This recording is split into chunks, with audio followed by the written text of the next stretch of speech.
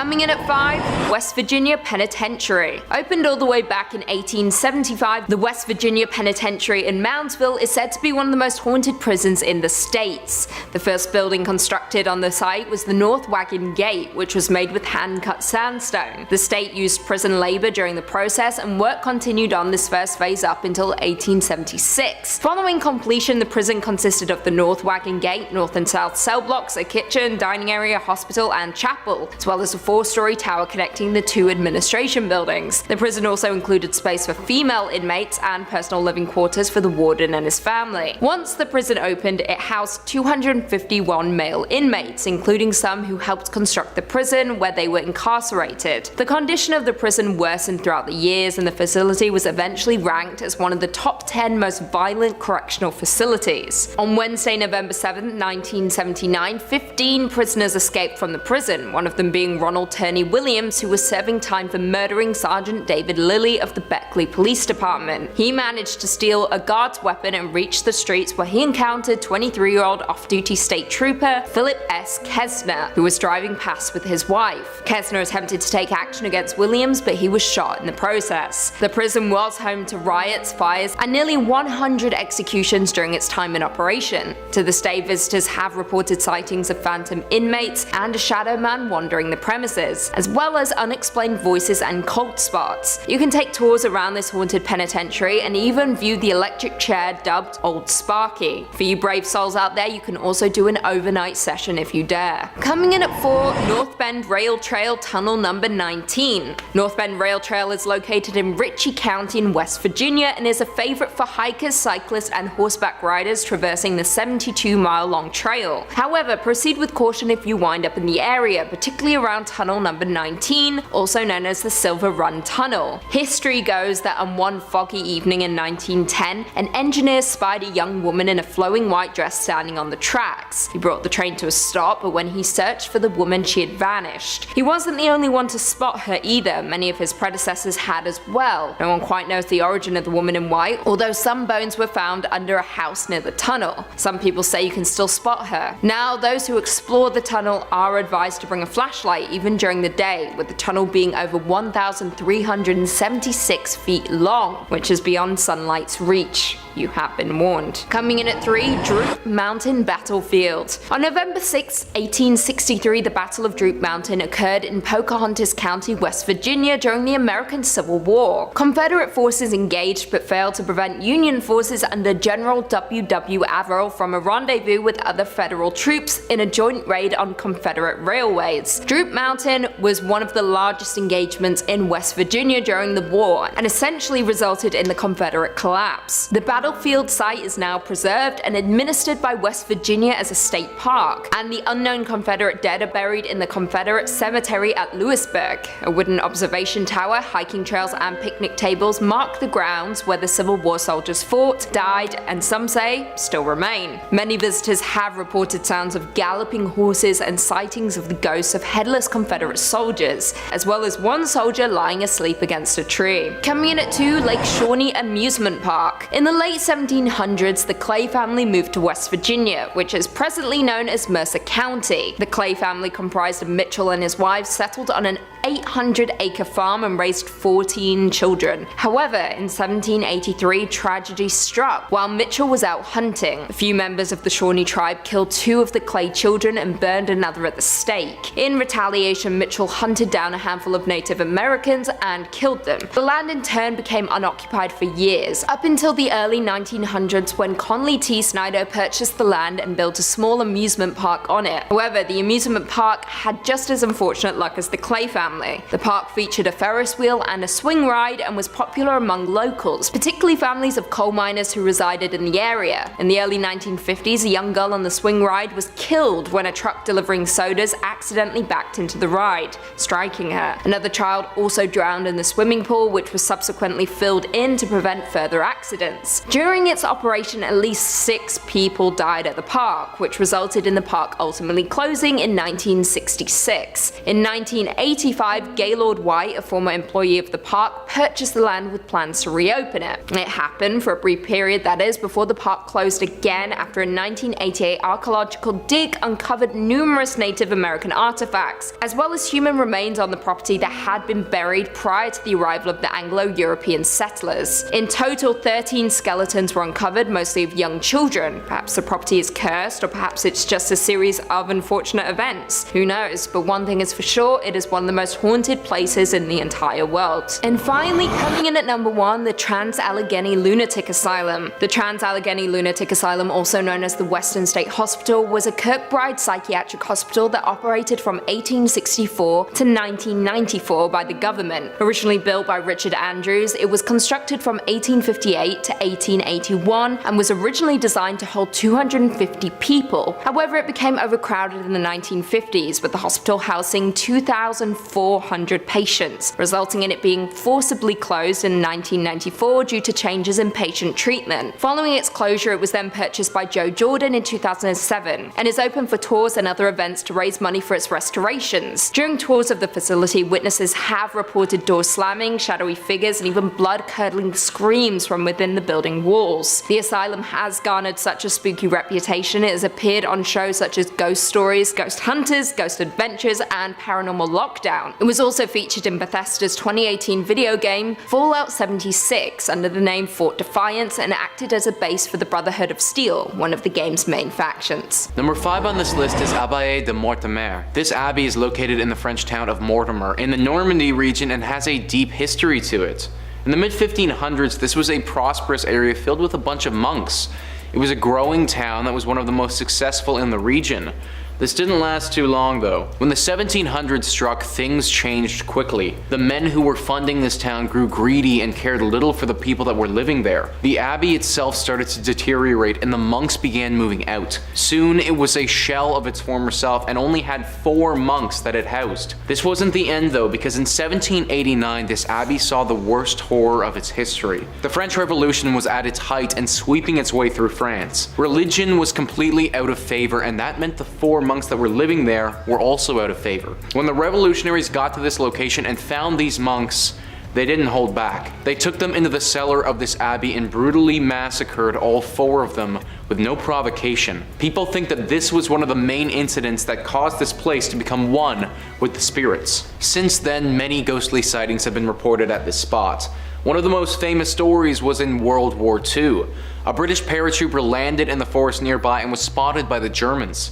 He thought he was doomed for until a monk appeared out of nowhere and guided him to safety. It's believed that this is one of the spirits of the dead monks still trying to help those in desperate need. One of the most famous ghostly legends is the woman in white who wanders the grounds. This ethereal being floats through the area and was even photographed once before. Her origin is currently unknown, but it seems that after the monks were killed, this area became home to not only their spirits, but many.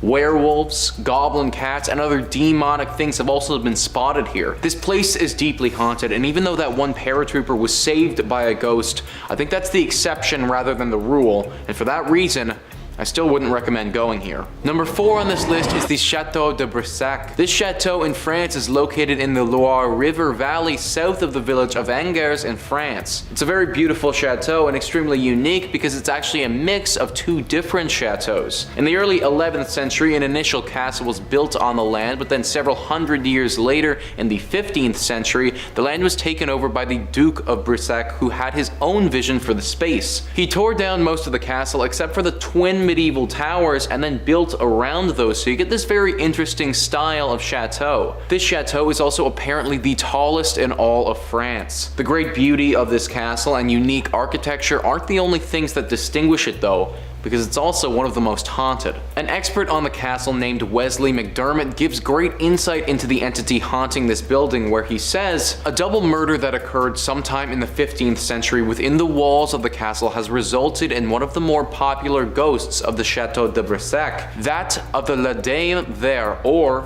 Green Lady.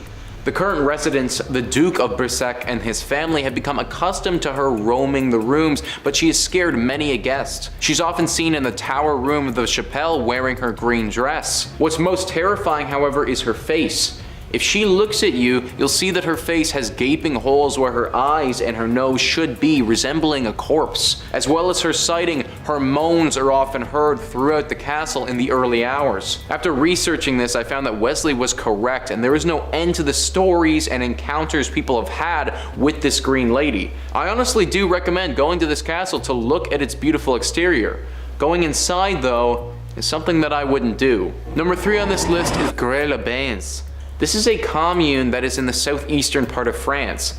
The reason why this town is so haunted is because of all the conflicts that have taken place there over the years. If you name any significant war that has happened within France, it's most likely that at some point or another, a battle was fought at this place. This has caused a lot of untimely death of soldiers and also the civilians who were living there. All of this death has left some spirits behind and made it so that this town is deeply haunted. Even though this is a town, the area that is most haunted seems to be located close to the castle at the top of this town. The reason that I say at the top is because this is a mountaintop village, and the way that this town is laid out has the castle right at the zenith. Therefore, everything is cascading down from this haunted castle that towers over the rest of the residents. There isn't one ghost who lays a rule to this town, but a collection of ghostly spirits. It's said that if you walk around the castle at nighttime, then many voices will start to speak out of thin air. Shadows will dance on the walls as if someone is around you, but once again there'll be nothing. People also report having a deep sense of uneasiness when they're in this area and feel unwanted. The ghosts here don't sound as dangerous as some of the other ones, but I still don't recommend checking this place out. Number 2 on this list is Chateau de Blandy-les-Tours. This is a castle that is located directly in the village of Blandy-les-Tours. This castle certainly isn't the most ornate in nature. It looks to prioritize functionality over beauty. This was largely because its main use was during the 100 Years' War, and the French wanted to make sure it wouldn't get captured by the British. This castle is very unique with its haunting. It's always haunted by one specific ghost, which I'm going to get into, but on one particular day of the year, this place goes off the rails with paranormal activity, and it's this event that has given the castle the title as the most haunted castle in all of France. At midnight on All Saints' Day, which is on November the 1st, it's said that a plethora of phantoms will fly out and circle around the tower of this castle. They will scream and wail and cause a major ruckus. People have also said that these wailings feel inherently sinister in nature, almost as if these ghosts are driving people away from this place. Reports have also said that chains can be heard smashing against the walls, and screams from below in the tower are heard as if people are locked up there. This event only takes place on November 1st at midnight though, and is now part of the lore and culture around this village. On a regular day, this castle isn't completely without ghostly apparitions though. The ghost of the master of the castle from the 11th century walks throughout in a bloodied outfit. It's said that he was murdered with a dagger, and that his spirit walks around to this day still holding that same dagger which killed him. Number 1 on this list is Chateau de Brissac. This castle is located in Saint-Front-sur-la-Masse and was built in the medieval ages. It's decently well kept considering how old it is today. As with most castles that were built around that time, this one played a critical role in the 100 Years' War. It's said that it was fought over multiple times and retaken by both sides multiple times as well. Aside from its deep history, reports of a potential haunting have run rampant all throughout France. In fact, people were so convinced that a spiritual presence was living here that a team went to go investigate it. This group of paranormal experts went in and made some startling discoveries. They said that when they got there, the thing that they noticed and detected the most was the sensation of somebody touching their shoulder, as if somebody was right behind you and had their hand just on one of your shoulders. This went hand in hand with a sensation of burning. Apparently the burning didn't have them in pure agony, but they were all reportedly uncomfortable for sure. The temperature changes didn't stop there either, because it also got incredibly cold all of a sudden. Creepy noises, loud shouts, and a very guttural and deep moan that echoed throughout the castle were all things that this group had reported as well. Nobody knows who or what ghostly spirit is causing these occurrences, but it's clear that something isn't quite right, about this French chateau. Coming in at number 5, Silverbow Inn Bed and Breakfast. The Silverbow Bed and Breakfast is located in Juneau, which is the capital city of Alaska. The inn is more famously known for its bakery that was founded in 1898 by the original owner Gus Messerschmidt. This is the oldest bakery in Alaska, and some say it is the best. Although people travel from far to taste the treats and the bakers, there are reports of paranormal activity in the inn above. The original owner and founder of the inn reportedly still haunts the premises. The story goes that the owner loved his bakery and inn. He spent his whole life dedicated to creating the finest bakery. From the day it was built, he spent all of his time here. He loved welcoming the customers and ensuring everyone enjoyed their stay. Inevitably, having spent all of his time at the inn, he was here when he passed away in 1938. He was so dedicated in life, it seems his soul was tethered to the place in death. Since he passed away, guests of the bakery and inn have reported a lot of paranormal activity. The most commonly reported sighting is of Gus opening his shop early in the morning. People have seen a figure matching his description walking around the halls as he once did to prepare for his day. This is not the only thing that guests have noticed. Some people have reported knocking on their bathroom door. When they go to investigate who it is, there is no one there, but they have a feeling of being watched. Many believe this is Gus checking up on the guests. He also wanted to ensure everyone staying there was happy, and people believe this is a sign that he's still checking in on the guests today. Coming in at number 4, the Hotel Captain Cook. The Hotel Captain Cook, located in Anchorage, is notorious for its paranormal spirit, which has been nicknamed the White Lady. People often take ghost tours of the hotel, hopeful of a chance to meet this famous spirit. Although the origins of the ghost are mostly unknown, from her behavior it appears she passed away in the women's bathroom,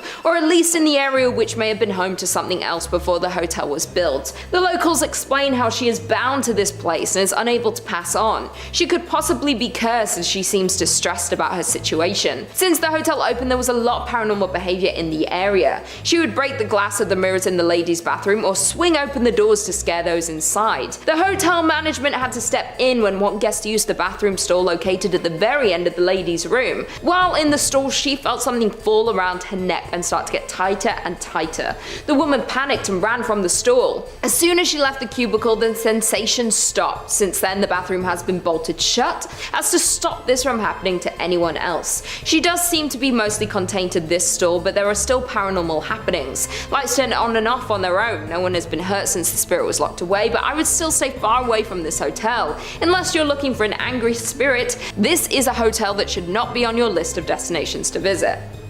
Although, my parents were there and it's fine, you know. They're Gucci gang.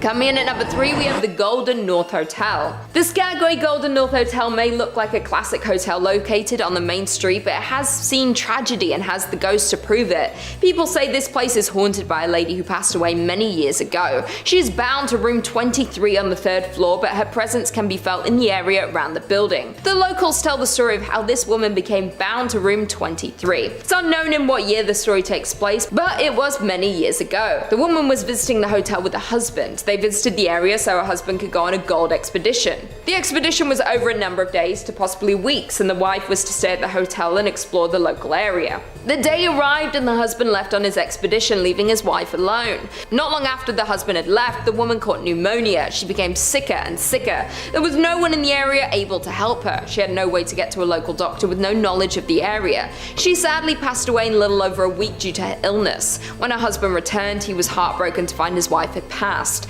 She had been laying in their room for weeks awaiting his return. The locals were shocked to hear what had happened, and horrified no one had heard her cries and helped her survive her ailment. Since then, she has been bound to the room. Other guests have heard sounds coming from the room which remains empty. The spirit can be heard coughing or choking. Some have said they saw her from the window of the hotel when walking around the area late at night. Some have even heard her cries for her husband. When anyone tries to investigate the room, they just find it empty and cold. The cold of the room takes over you as soon as you open the door. You can feel you are in the presence of a spirit and are overcome with sadness. Coming in at number 2, we have Independence Mine. The Independence Mine, now known as the Independence Mine State Historic Park, is the site of a former gold mining operation. It is located in Palmer, Alaska. The mining history in the area dates back to at least 1897. The mining town now sits abandoned. The operations were temporarily halted in 1950 with the plan to eventually resume operations. They were never able to resume the operations. This resulted in a well-preserved collection of mining equipment and buildings. Although weather has taken its toll, many of the buildings still stand today. As we know, with many mines, there are often accidents due to the dangerous nature of the work. Parts of the mine would often collapse. The mine is now a big tourist site as a look into the life and work of miners in 1897.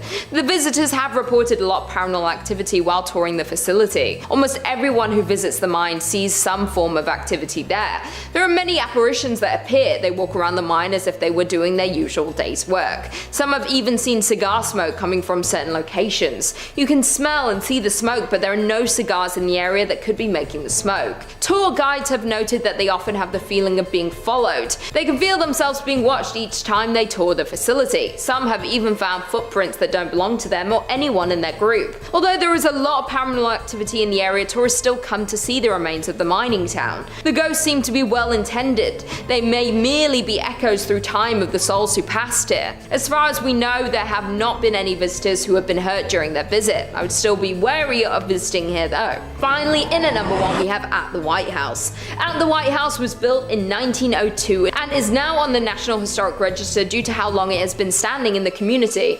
It has had many issues since it was built. It was originally built as a hospital, then it was used as a daycare center, and today is used as a hotel. Any building that was used as a historic hospital has seen a lot of tragic passings. When the building was used as a daycare center, there was a tragic fire. The building caught fire in the 1980s. It was fully restored following this. During the fire, the young woman who owned and ran the daycare was trapped inside. After ensuring all of the children were safe, she became trapped and unfortunately perished. Since the fire, her apparition has appeared around the home. Most guests believe her to be a kind spirit, but she does bring on the feeling of dread and terror when she is in your presence. Guests at the hotel have claimed to be startled awake by the young woman standing at the foot of the bed. Once they wake up and become frightened, the spirit usually disappears. Workers at the hotel claim that she appears to show more interest in families with children. She reportedly had a love for looking after children, and even in death she wanted to ensure their safety during their stay at the hotel. It is unknown what room she was trapped in during the tragic fire, but there are numerous cold spots around the hotel. Others have heard faint screams and cries coming from certain rooms. She is hailed as a hero for saving all of the children during the fire, but guests are still frightened when greeted by her ghost in the early hours of the morning. Coming in at number 5 we have Westmark Fairbanks Hotel. Starting off with the Westmark Fairbanks Hotel located in downtown Fairbanks, Alaska, this is considered to be the finest hotel in Fairbanks. It was built by the former governor Walter Hickel in 1987, but has gone through some transformations over the years, but is still considered to be a go-to stay for couples, families, and business professionals. Not only is it a hub for tourists to stay, it also intrigues paranormal investigators who believe this hotel is indeed haunted. According to locals around the area, they have claimed to see an apparition-like figure that resembles a huge man that spends the night in room 277. He likes to make himself known by pushing the beds, poking guests in the shoulder, and even ruffling up the carpets in the room. Another ghost that is often seen at the hotel is that of a little girl who is seen roaming up and down the hallways, and sometimes she is heard laughing. Also, an apparition of a male often appears in the elevator or walks around the main entrance of the hotel. Guests who have stayed at the hotel have also claimed to have seen doors opening and closing on their own. Many paranormal investigators and enthusiasts are currently exploring this so-called haunted hotel, so more about their findings should come out in the near future. So if you plan on exploring this haunted hotel, please proceed with caution and get on the internet and share your findings to other ghost enthusiasts. Coming in at number 4 we have Gakona Lodge and Trading Post. Gakona Lodge and Trading Post is located in the Cooper River Valley in south central Alaska and is the oldest roadhouse in operation in the whole state. So you know that it has a lot of history and stories from locals and people who've stayed at the lodge. Jim Doyle built the lodge, an ice house and a storage shed in 1904 and was named Doyle's Roadhouse. The original building still exists on the property today but are no longer in use.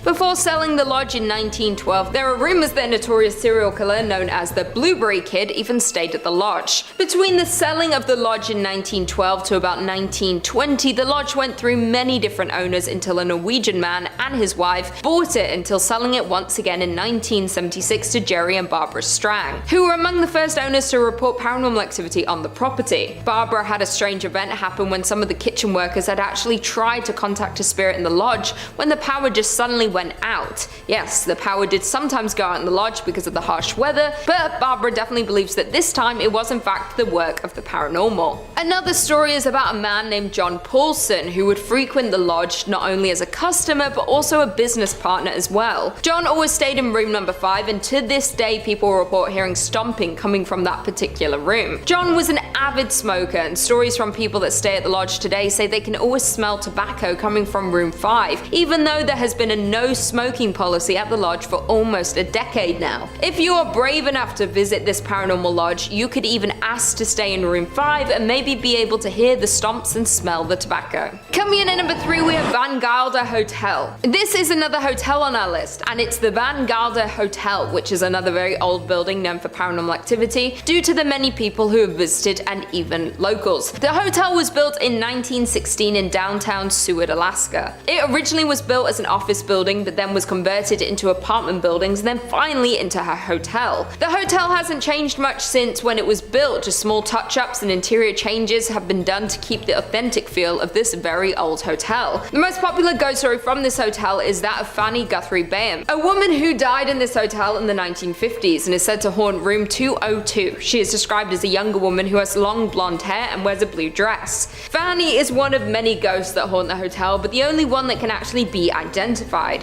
It is believed that Fanny was shot in the head by her drunk husband one night, and she still roams this hotel to this day. An eyewitness account who was staying at the hotel in 2001 remembers that one night at 1:21 a.m. she was awoken to the whole building shaking and heard someone running up and down the stairs. The guest then asks a worker at the hotel if there was just an earthquake, to which the worker told her no. The customer had actually experienced the ghost of Fanny reliving her murder. Along with Fanny, there have been sightings of a lone, unidentifiable man who is said to appear only as wisps and orbs, as well as sightings of 2 men wearing bowler hats and can be seen standing behind the front desk, and also 3 children can be seen running from room to room, giggling when there are no guests staying at the hotel. If I were you, I would avoid staying at this place at all costs. Wish I knew where this hotel was. I stayed at a hotel in Seward, Alaska with my family once, and we had a weird situation, but it was just us. We were just the weird ones. We went fishing, we were fishing all day, getting rockfish. We're out in the waters. And then we went back to the hotel we were staying at, and we had planned to go out for dinner, but we were like, let's just take a light nap. And we all woke up at like 2, 3 a.m. in our coats, jackets, like, it was like, it was f***ing weird, like. Coming in at number 2, we have Tonsina River Lodge. Next on this list is the Tonsina River Lodge, which is located in Tonsino, Alaska, and is part of the Copper River Valley area. The lodge is considered to be the centerpiece of Tonsina Valley. Originally named the Donaldson Roadhouse, it was built by Jim Donaldson in the 1900s, and then later in 1902, Jake Nafstad and Fred A. Martin added onto the main roadhouse building and ultimately changed the name to the Tonsina Roadhouse. It would later go under another name change, the Upper Tonsina Roadhouse, and underwent some more accommodations which could house up to 60 guests. This hotel is very historic and actually was once a brothel before it had eventually become the Tonsina River Lodge. The most popular ghost in the lodge is Charlie, who had been seen by many different workers at the lodge as well as tourists staying there. There are a few different stories of what happened to Charlie, one being that he was wanted for murder in Canada and went on the run. When authorities caught up to him, he resisted arrest and was shot and died in room 18. Another account says that Charlie got rejected from his love interest and having nothing to live for, he ended up taking his own life in room 18.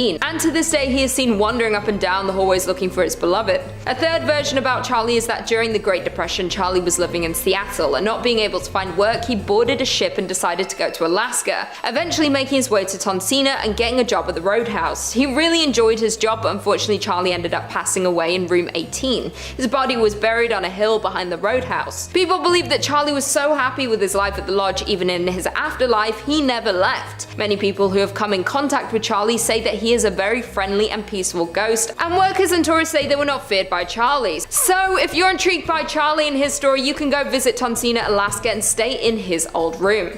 And finally, coming in at number 1, Hilton Anchorage Hotel. The Hilton Anchorage Hotel is considered to be a very famous place in the United States. Located in downtown Anchorage in 1916, it was first owned by Frank Reed. Many ghosts have come to stay in this hotel since the gold rush and have never left. One ghost that frequents the hotel is the first chief of police in Anchorage, who often is seen in the night hours around the hotel. The story says that he was shot during the Prohibition days with his own gun in the alleyway of the hotel, and was then dragged into the hotel to try to recover from his wounds but would soon pass away there. Another ghost that is often seen roaming the hotel is a bride. Many visitors have seen her tall silhouette, dressed in white in dark hallways and mirrors throughout the hotel during the evening hours, as well as the ghost of a little boy roaming the halls of the hotel. Guests who have stayed at the hotel have reported frequent ghost sightings in various rooms such as 217, 215, 205, and 202. Over the many years, there have been so many ghost sightings at this particular hotel that the hotel even keeps a log at the front desk of all the eerie experiences that have happened to guests and workers. The hotel has truly survived the test of time after going through the 9.2 magnitude Good Friday earthquake in 1964, which is said to be the most powerful recorded earthquake in North America and the second in all of the world. But soon after this is when the paranormal accounts started flooding in. Even through all the tragedy that downtown Anchorage has gone through, this hotel has stood its ground, and in 2016 this hotel celebrated 100 years of business. Number 5 on this list is the Trans-Allegheny Lunatic Asylum. Operating from 1864 to 1994, this asylum, like most of the entries on this list, has certainly been through the ringer. This place was meant to only house 250 people at its max, but on many occasions had over 2,400 people residing here. Everyone was crammed in like animals, and considering this building was never meant to see this many patients at once, the living conditions were pretty horrible. Whenever you cram that many people into a small space together, especially an asylum, some pretty nasty things will go down as well. Several murders have taken place here over the years, along with incidents of patients and workers taking their own life. The haunting of this location was pretty progressive and didn't come on all at once. Reports date back to the early 1900s and got increasingly more frequent as time went on. Eventually it became clear by the later 1900s that this was no longer a usable space and they needed to move on. This is why it shut down in 1994 and has no medical purpose at this point. In fact, now the only thing that it has is ghost tours. The owner of this place know the legends are far stretching with this asylum and intend to make a profit on it. The ghosts are decently friendly here, or at least for the most part aren't dangerous. However, there have been a few instances where individuals have been scared to a point of serious and significant trauma. If you do plan to go here, then make sure you have a thick skin and aren't frightened easily. Number 4 on this list is Haunted Harper's Ferry. Harper's Ferry is a small town in West Virginia that honestly looks like something out of a storybook. It's comprised of roughly 100 19th century restored buildings. As you can imagine, it's a very quiet town and there isn't too much of a big city vibe going on here at all. This place wasn't always quiet though. In the American Civil War, this town played a pivotal role and was fought over multiple times throughout the years. People believe that it was through the death during the Civil War that this place has developed an affinity to spirits. Deborah Block says, at the nearby True Treats historic candy store, chocolate and other candies are brightly lit on tables and in baskets. The cute and welcoming shop is popular with visitors, hardly seeming like a place where a ghost would want to hang out. But store manager Tara Dockman, known as the Ghost Lady, in town for her sensitivity to paranormal activity, says there are 2 ghosts who frequent the store, and she even knows one of them by name. The female has a white flowy gown and she goes to the top floor of the store where there are no customers, she explained. And Colby, a man, likes to show himself and usually shows a shoulder or a pants leg which you'll see walk across a room. They both like to throw candy around and slam doors on customers. Dockman said Colby is a troublemaker who may also push people. She assured me that she had spoken to him about not bothering me while I was in the shop and was hiding in a corner storage area. Tara isn't some nutbag who's the only one who sees ghosts here either. Tons of people in the town have had run-ins with them. In fact, the biggest attraction this town has to offer are the ghost tours that highlight how haunted this place truly is. Number 3 on this list is Lake Shawnee Amusement Park. The park is no longer functional, and based on all of the incidents that went down here, that's probably a good thing. It all started in the 1700s when a settler, Mitchell Clay, and the local Shawnee Native Americans fought and ended with 3 of Clay's children dying and lots of Shawnee warriors passing away as well. This was the inciting incident of the tragic movie that is Lake Shawnee Amusement Park. Also, 200 years later in the 1920s, this land was bought and turned into an amusement park. The buyer wasn't aware of this history though and didn't realize the dark mark that had been left here by that battle so many years ago. There were a decent amount of tragic incidents that went down here while the amusement park was operational, but there are two that stand out as being the most stunning. The first one involved a young girl on the swings. While she was on the swings, a delivery truck, without seeing her, backed straight into her and she passed away. The second one involved someone who drowned in the swimming pool because their arm got stuck in the drain.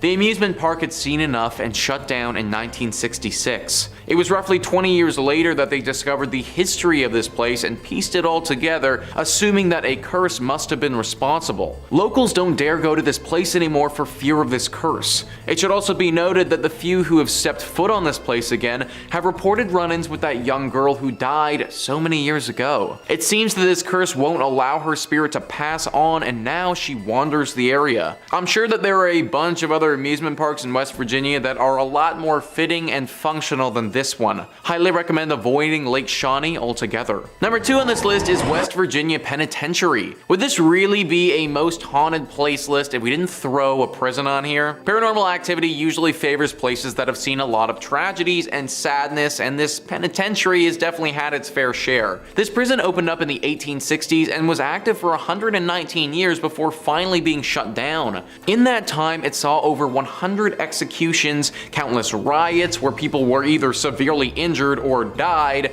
fires, and an insane amount of human rights violations. All of this has led to what we have now, which is just a really haunted prison. Though the prisoners are gone, they're not forgotten, and by many accounts, the ghosts of some of the 998 men who died here still roam free. There's a shadow man that has been seen and even photographed. Staff of the prison have been accosted by unseen forces. Strange noises still echo throughout the cell blocks, and something dark lurks in the bowels of the building.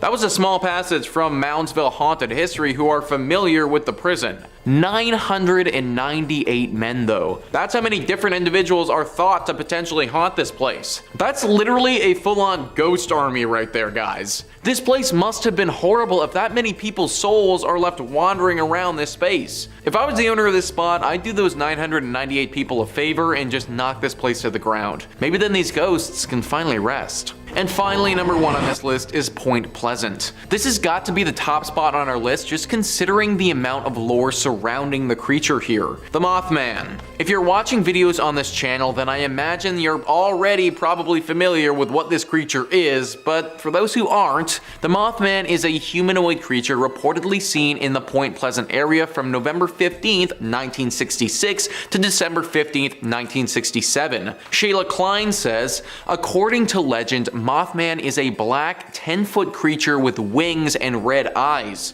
Articles and newspapers at the time were reporting that the monster was also commonly seen in the TNT area near town, with some locals speculating that perhaps people were really seeing cranes or owls, and others wondering if the creature was created in some sort of mutation accident involving the chemicals associated with storing TNT. Regardless, legend has it that mysterious men in black suits began visiting the town shortly after the sighting reports. The most infamous sighting of Mothman was on December 15th, 1967. Locals said that they saw Mothman on top of or flying over the Silver Bridge, which was a suspension bridge over the Ohio River that connected Point Pleasant, West Virginia, to Gallipolis, Ohio. According to Mothman lore, shortly after the creature was spotted on the bridge collapsed, resulting in the deaths of 46 people. An investigation into the disaster found that a fracture in a suspension chain was the cause. This is one of the most famous American urban legends ever. The amount of people who saw this creature during this period of time and the fact that high-ranking secret officials started to investigate it all point to its legitimacy. It was active for about a year and then just totally disappeared though, and nobody knows what happened to it. The leading theory is that the government was able to capture whatever it was and probably took it to a secret base to study it. If that's the case, then Point Pleasant is most likely safe now, but be wary of what's flying over top of you if you do decide to go here. Number 5 on this list is Woman Hollering Creek.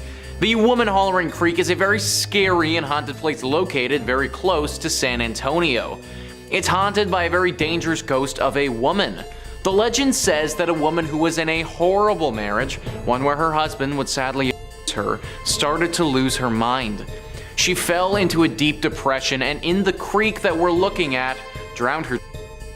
She did this right before she took her own life as well, making it one of the saddest tragedies in this region's history. Well, it seems that her spirit never actually moved on. Her ghost is believed to regret what she did and how it all happened and can't find peace. Her regret manifests itself in a very sick and scary way though. She misses her children, and it's believed that if a child is by the bank, she will grab them and bring them down to the bottom of the creek with her to be her friend. Sadly, as you may have guessed, this doesn't go well for whoever was taken. This is why parents warn their children about going near this place without their supervision. It's very likely that this legend is just a tale made up by parents to scare their kids into staying by their side. But considering the potential consequences, I wouldn't want to take the risk. Number 4 on this list is La Carafe. Most times, bars are a sanctuary. In fact, in the entirety of the time that I've been hosting on this channel, I don't know if I've ever talked about a haunted bar before. Hard to get a place haunted when everybody that goes there is usually drinking and having a good time. A haunted bar is exactly what we have with this entry though. Thrillist says, some bars have that special, boozy charm that keeps the wine flowing and customers returning. For La Carafe, however, their popularity lies within their infamous ghost sightings and architectural ode to the French Quarter. Built in 1847, this bar is said to be the oldest pub in the downtown Market Square district. Every inch of the cozy nook sports an eclectic history, from the numerous black and white photographs on the walls to the tales of important figures such as Sam Houston being a regular guest there. And considering this building's antiquated age, it's no surprise that a couple of phantoms also call this place home. Among the rumored residents is a former bartender named Carl, who still clocks in for his shift and keeps an eye on the establishment, especially on the second floor, which is reportedly vacant after closing time. Customers have also reported glasses breaking, hearing heavy footsteps and eerie bangs, and sensing cold spots in the bathroom. This is definitely a weird one because nobody really knows why this place is as haunted as it is. Like, yes, the bar owner kind of makes sense, but from my reading, he didn't die in an unusual or tragic way by any means, just a normal passing. I suppose the good thing here is that these spirits don't seem to be particularly aggressive, and if I could just get a drink with some ghosts without fearing for my life, then I mean, that'd be pretty cool. However, ghosts are unpredictable to say the least, and I'm sure that there are plenty of other bars in Houston that aren't haunted where you could grab a beer. Number 3 on this list is the Driskill Hotel. This hotel is located in Austin and has a very haunted history. Thrillist says, you might not think the Driskill is haunted based on its clean and recently renovated interior or its brief, stunning appearance on AMC's Texas-brimmed drama, The Sons, but it's loaded with plenty of stories that keep even the most adventurous guests running from these historic halls. Consider the girl who fell to her death down the grand staircase. The brides who killed themselves in the bathtub of the same room exactly 20 years apart, and the reports of Colonel Jesse Driskill checking on his hotel, cigar still lit in his mouth. These spirits have haunted many people throughout the years of this hotel's operation. So many reports of sightings and feelings of presences have been had. Lots of people say that they'll feel someone over their shoulder, touching their hair, or a hand on their back, but when they turn around, they don't see anything at all. A few rooms in particular have had some stark temperature changes happen to them, so much so that people have had to request to change rooms because it got so cold. Some people have even reported seeing an orb of light floating around the stairwell, never getting close enough to a person for them to touch it, but seemingly tempting them with its presence. This is your classic haunted hotel, and it checks all the boxes as being one of the most haunted spots in Texas. Number 2 on this list is the AI Engineering Building. Now these days when somebody says AI, you automatically think of artificial intelligence, but that's not actually what this AI stands for. It actually stands for Animal Industries. Texas Highways says in 1959, Roy Simmons, foreman of the meat locker in Texas A&M University's old animal industries building, was performing a bit of a routine butchery on a slab of bacon. As he was cutting toward himself, the knife slipped in his hand, stabbing his leg near the groin. The blade cut open his femoral artery. His assistant, who'd stepped out for a moment, returned to find him bleeding out on the floor. An ambulance was summoned, but in vain. Simmons died before he could be removed from the building. Sims' death was a tragic accident, but it doesn't take much for a tragic accident to take on a more ghostly cast. In the daytime, we never thought much about any ghosts or strange occurrences, says Jeffrey Saville, a Texas A&M professor who was an undergrad and grad student in the 1970s. It was the nights when we were in the meat laboratory conducting research, usually by ourselves, that one would hear strange noises or feel like you weren't alone. Over the years, Saville says, students and custodians working in the bowels of the building have reported invisible footsteps, strange noises, and objects scattered far from their original resting spots. Saville attributes many of the stories to the natural spookiness of an old building and noisy machinery such as the elevator and the refrigeration compressors. A series of renovations of the building have turned the site of Sims' accident into an office space. Whether or not Sims' ghost roams the hallways, Saville says, one thing keeping his memory alive is the lesson offered by his death. It became a precautionary tale each semester as we visited with students about safety and meat cutting. It gets their attention when you tell them that somebody lost their life because of a knife accident. And I imagine it also gets their attention when his literal ghost is haunting them as they try to learn. If you're big into animal industries, then maybe look at some other schooling options before settling in on Texas A&M. And finally, number 1 on this list is Goatman's Bridge. Now, this bridge isn't the greatest of all time like the name might suggest. In fact, it's probably one of the worst bridges of all time based on how freaking haunted it is. It was built back in 1884 and initially was used as a very popular spot to move cattle across. Over the years, a tragedy struck this bridge that has it being haunted by a dark and demonic spirit. It's a sad story where a colored goat farmer was murdered by some Klansmen on this bridge many years ago. It's believed that the demonic spirit that haunts this place now is that of this goat farmer who was horribly wronged back then. Locals around this area do not go over this bridge at nighttime unless they really have to. So many sightings have happened over the years where people will go over the bridge and be met on the other side by said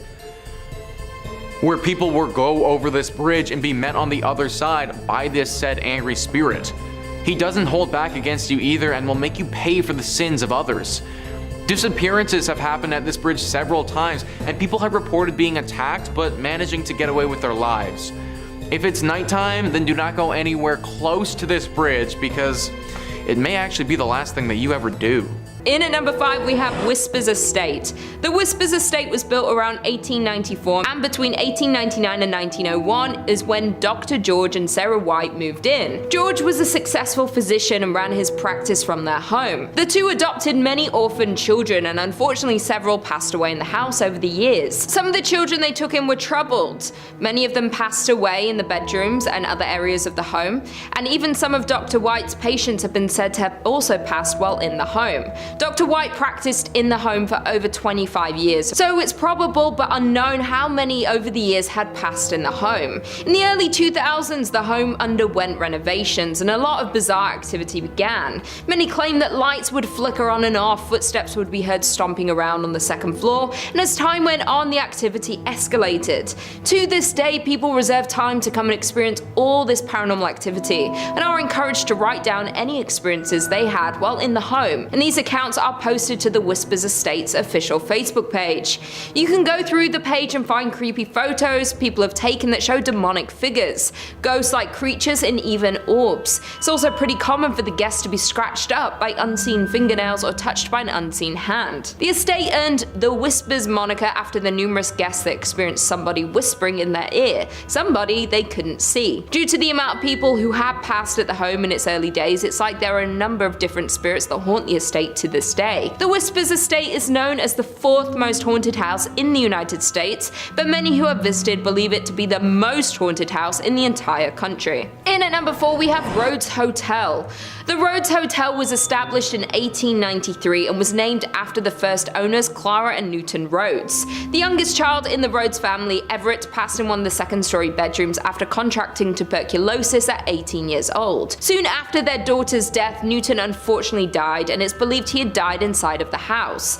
After Newton's passing, Clara turned the house into a dual brothel and speakeasy. It's said that one of the ladies of the night, Sarah, still haunts her bedroom tucked behind the stairs on the 2nd floor. After Clara's death, the family home was opened as a hotel in the late 1800s and was meant to house those flocking to East Central Indiana during the natural gas boom. It's even believed that John Dillinger and Al Capone stopped at the hotel for a stay after hitching a ride on a train to Indiana. Not only did the family pass in their home, but a preacher by the name of Lester Poor supposedly hanged himself in the attic during the time when the home was converted to a hotel. But many believe his death could have been a murder. Due to the hotel's rich history, many locals and visitors have experienced paranormal activity, and everyone in the town knew that many spirits that passed in the building still haunt it to this day. The hotel closed its doors in 1937 and the property remained in the Rhodes family hands but sat empty for more than 30 years. The hotel and its contents were eventually auctioned off and it landed on the National Register of Historic Places, and the hotel saw 3 owners before the Haleys took it over for restoration. The Rhodes Hotel was purchased by Clint and Linda Haley in 1995, and they heard rumors about the haunting of the hotel, but this didn't faze them. They were more worried about the work they'd have to do to restore the home. The Haleys claim that they didn't encounter any paranormal activity, but many find that hard to believe. The hotel was up for sale again in 2017 when a man by the name of Couch took it over for his charity. Couch had launched the Lost Limbs Foundation 4 years earlier, which raised funds for prosthetic limbs for children. To this day, Couch's charity has owned and run the hotel. Not only had it been named among Indiana's most haunted places, but the hotel is consistently booked for private and paranormal investigations. The overnight investigation tickets can get up to $200, and this hotel attracts people from across the country. There have been many investigators that believe there is extensive activity in this old hotel, and people have captured a figure-like shadow moving across the living room curtains with the use of night vision cameras. Most commonly, people hear whispers and the 2nd floor creaking when no one is inside. Unlike the Haleys, Couch said he's seen and heard supernatural happenings in the hotel since moving onto the property in 2017. He's heard footsteps on the staircase, the property camera has turned off randomly, and picked up voices before the footage flickers back on. Once, while hosting an investigation, Couch said he witnessed one of many Victorian dolls left behind from a previous owner jump off of its chair. In at number 3 we have Avon Bridge. The Avon Bridge is known to be haunted by almost every local living in the area. It is a massive trip-arch railroad trestle spinning a rural road over White Lick Creek. The bridge is a fascinating landmark in Hendricks County with lots of legends and history surrounding it, some more sinister than others. There are a few historical facts about the bridge that we do know. It was built in 1906 off County Road 625, was designed by W.M. Dunn, and is still used today. Many haunted stories surround this bridge and the area surrounding it. One story claims that a mother had been walking on the tracks and fell to her death. The mother's wailing could be heard when you drive under the bridge. It's common for many locals to honk when driving under the bridge in an effort to muffle her screams. Another story is that a drunk rail worker slipped during construction and was buried alive in the wet cement. The tale is that when a train goes over the bridge, people claim to still hear his moaning. Many locals say that if you go near the bridge at night, you will hear moaning and can see a ghostly figure of a ghost, or even 2 or 3 at a time. If you're traveling near the bridge on a hot summer day, you may be witness to the ghost tears streaming down the concrete. Many people don't even refer to it as the Avon Bridge. It's often called the Haunted Avon Bridge because of the number of accounts of ghost sightings and constant sounds of the moans and screams heard from the ghosts that haunt the bridge. In at number 2 we have James Allison Mansion. The James Allison Mansion was built for James Allison, and it was a dream home, done in a grand design and style that exhibited James's wealth and importance. James was an important figure in the auto and plane industry, greatly helping in the development of cars and airplanes. He founded the Presto Light Company, which produced the first efficient headlight for early automobiles, and was a founding partner in Carl Fisher's Indianapolis Motor Speedway. He also started Allison Engineering Company, which evolved and transformed into an aircraft engine make known today as the Allison Division supervision of Rolls-Royce. James purchased the 65-acre estate, and he and his wife Sarah built this glorious mansion, starting construction in 1911 and finishing in 1913. The massive home had an elevator, billiard room, an indoor pool in the basement, a breakfast room, a library, a grand kitchen, and even pumped-in ice water. 15 years after the Allisons built their forever home, James then fell in love with his secretary, and he divorced his wife Sarah in 1928. Only a month later, James married this former employee, Lucille Musset. However, James contracted a fatal case of pneumonia and died shortly after marrying his second wife at the age of 56. In 1936, the estate went up for sale, and that same year it was bought by Sisters of St. Francis of Oldenburg. The former Allison home became a home for the college's library, administrative offices, classrooms, and sleeping quarters for the sisters. There have been many things seen and heard throughout the years since it became a college. There was a girl who had drowned in the pool in the basement, and James's untimely death in the home. Both people could be haunting this mansion to this day. It's said that people who pass through a sudden accident or a bout of illness, sometimes their spirits hang around, perhaps unaware that they have died or not wanting to accept their deaths. And this is the case for both the little girl and James. The entity of a little girl is often seen throughout the mansion. There are strange cries that are heard from the basement, in the attic, and objects seem to move by themselves and can completely disappear. There is another entity seen and could possibly be more than one, and they like to take keys and objects and move them to odd places. The library in particular is often completely rearranged, like the books and furniture. And finally, in at number 1 we have French Lick Springs Hotel. Nestled in the small resort town of French Lick sits the massive French Lick Springs Hotel. This legendary hotel was constructed in 1845 and is a crown jewel of the southern Indiana town.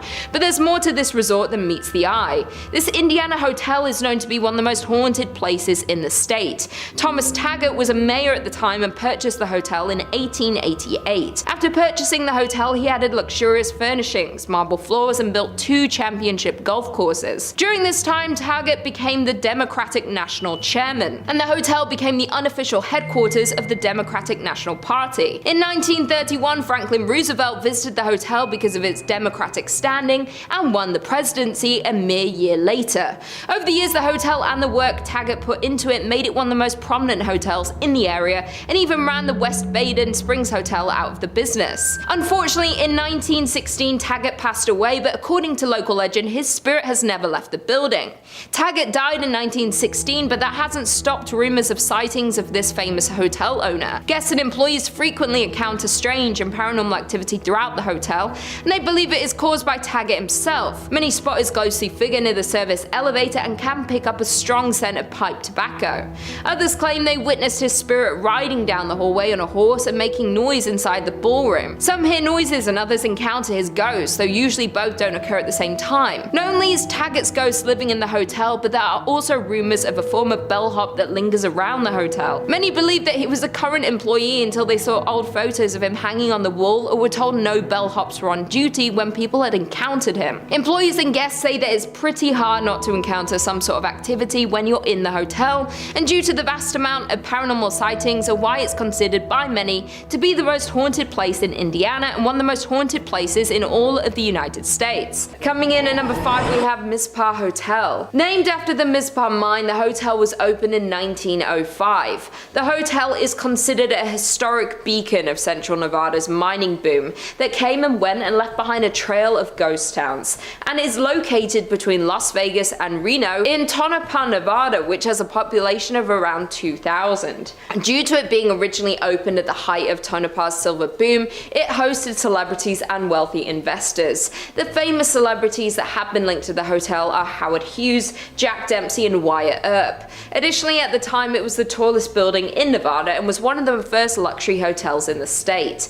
At the time that it was built, it was heralded as a sign of Tonopah's prosperity, as it was displayed on newspaper headlines, proudly displayed in the Mizpah during the area. However, over time several accidents and crimes took place on the hotel grounds, making the hotel need to close and reopen several times, most recently in 2011 after being closed and boarded up for 10 years. The hotel is considered haunted and is known for the story of the Lady in Red. The Lady in Red was a high-class adult worker who lived in the top floor of the Mizpah. She sadly lost her life at the hands of a man in the hotel by her lover. Her lover wanted her to give up her work for him, though she did not want to do that.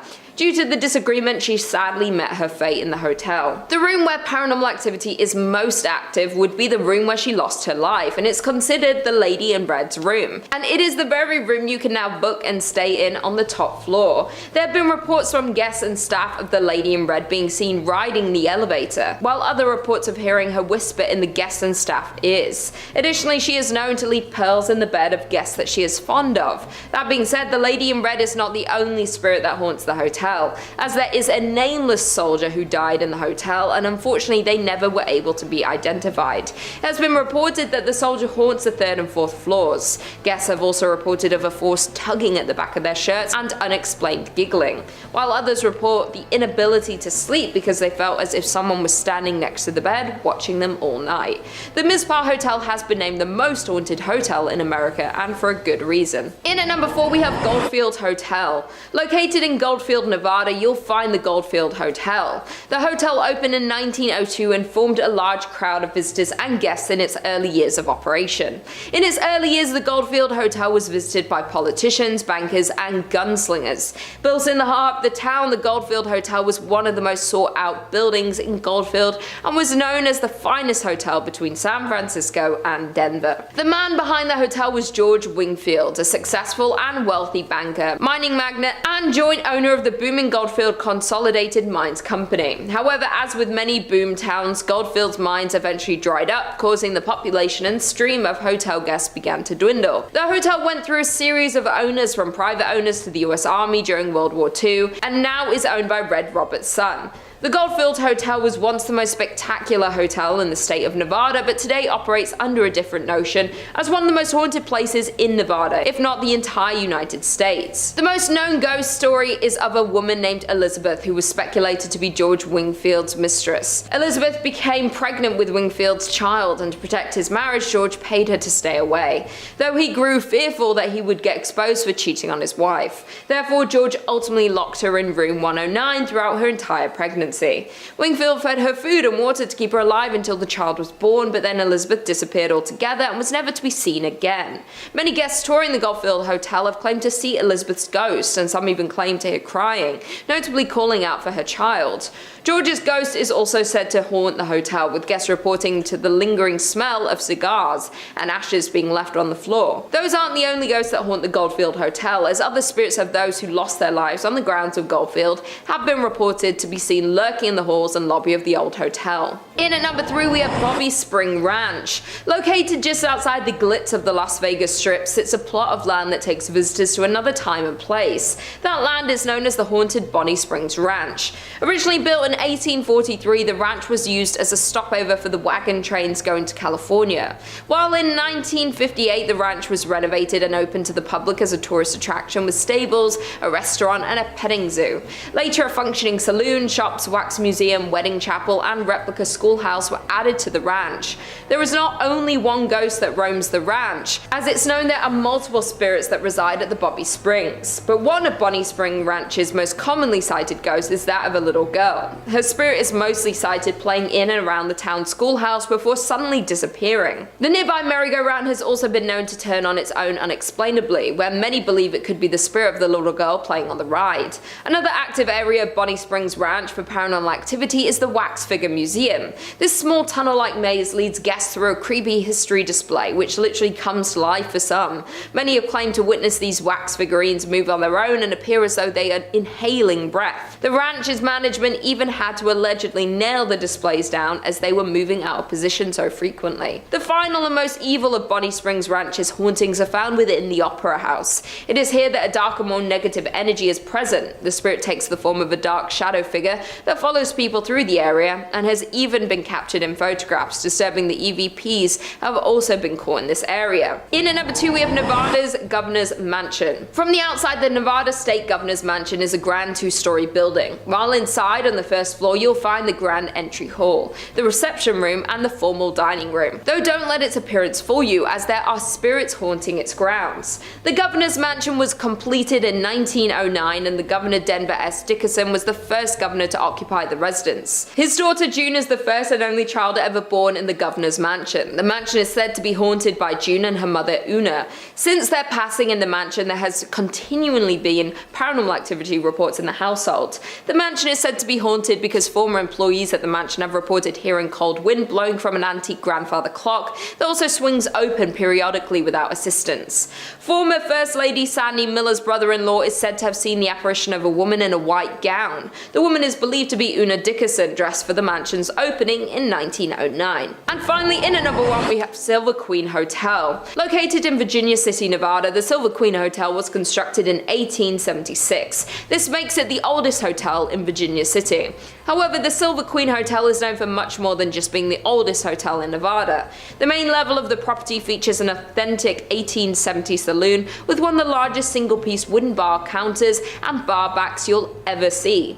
The Silver Queen is also a popular destination for weddings, as there is a historic chapel on site. Of all of the allegedly haunted places in Nevada, paranormal experts tend to agree that Virginia City, as an entire city, is the most collectively haunted place in Nevada, especially as staff, guests, and countless paranormal investigators are certain that ghosts roam the 138-year-old property. One of the most active spirits that haunt the hotel is Rosie. Rosie was an adult entertainment worker who dealt business in the Silver Queens. Though during the late 1800s in room 11, Rosie lost her life. Her story remains mysterious, but Rosie is said to have never left the Silver Queen, making countless appearances in the decades following her passing. Even though the entire hotel is carpeted, guests have often reported loud steps on a wooden floor, rattling doorknobs, the sound of voices, or even the sight of Rosie herself at the top of a long staircase where she has been spotted lingering.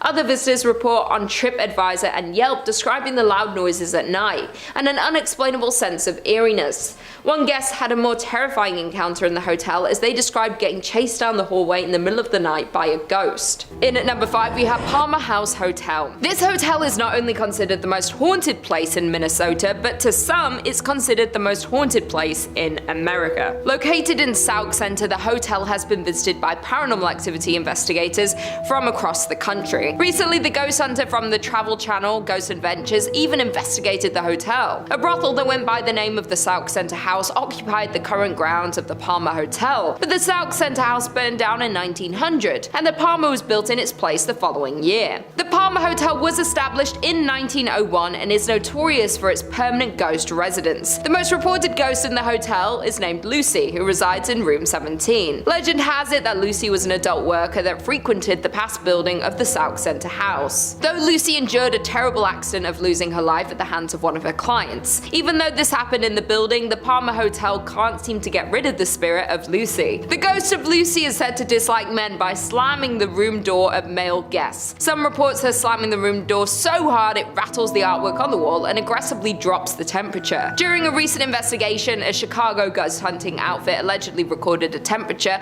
of -1 degrees Fahrenheit during their stay. Additionally, there was a couple staying at the hotel that reported a horrifying ghost encounter in room 17, where the wife woke up in the night and suddenly saw a lanky man dressed in 1920s clothing, standing at the foot of the bed. Other active areas include the bar in room 22, home to a spirit named Raymond, rumored to be Lucy's manager.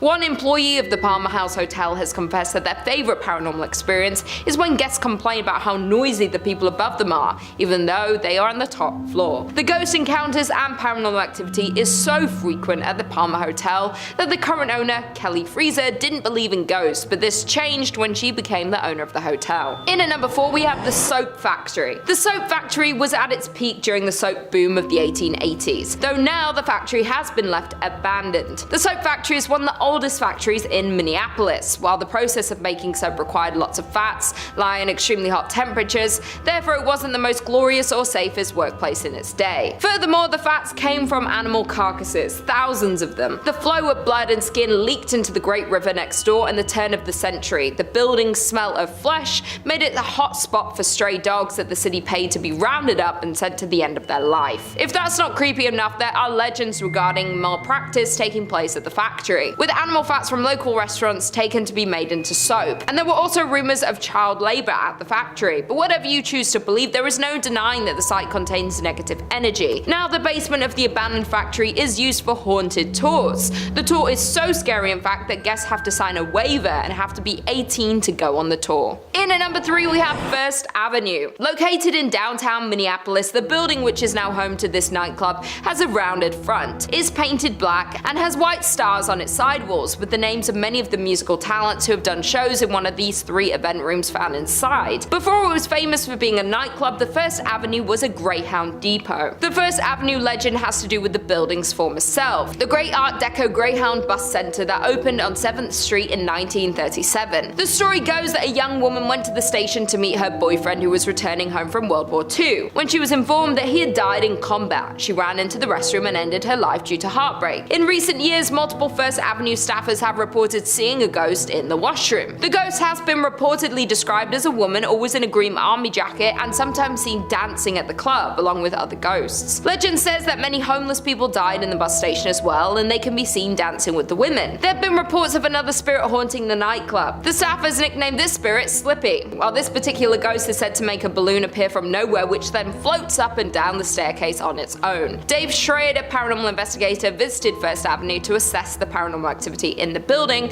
multiple times and has concluded that the building is indeed haunted by many spirits, indicating that the record room is the most active area of the site. While DJs that have played at the venue have reported frequently hearing strange noises through their headphones such as growls, voices and screams, other performers report their equipment being pushed off stage with no explanation. In at number 2 we have Schmidt Brewery. Schmidt Brewery became the largest in Minnesota by 1860, producing 1,200 barrels annually and shipping them as far south as Tennessee. It was restructured as the St. Paul Brewing Company in 1898 before being sold to Jacob Schmidt soon after in 1900. Since its opening in 1884, many ghost hunters have visited the Schmidt Brewery to experience some of the many rumored paranormal activities. The brewery has been the site of many constant unexplainable instances, from fires to people losing their lives to terrible accidents. This place has seen a lot of scary sights. While the victims of these events linger around to haunt the grounds of the brewery, even though the building is now used as an artist's loft, that doesn't take away the scary history of the Schmidt Brewery. While most of the ghosts that haunt the grounds of the old brewery have to do with ordinary brewery workers dying in terrible accidents, in 1896 2 workers lost their lives in an explosion. Furthermore, in 1902 a worker fell down an unmarked elevator shaft. Additionally, in 1904 Matthew Kohler, a worker whose job was to light gas lamps in the brewery, lost his life from inhaling flames. Schmidt Brewery has been a St. Paul haunt since 1855 for more than a couple of reasons, when owner Jacob Schmidt took down the original North Star Brewery sign,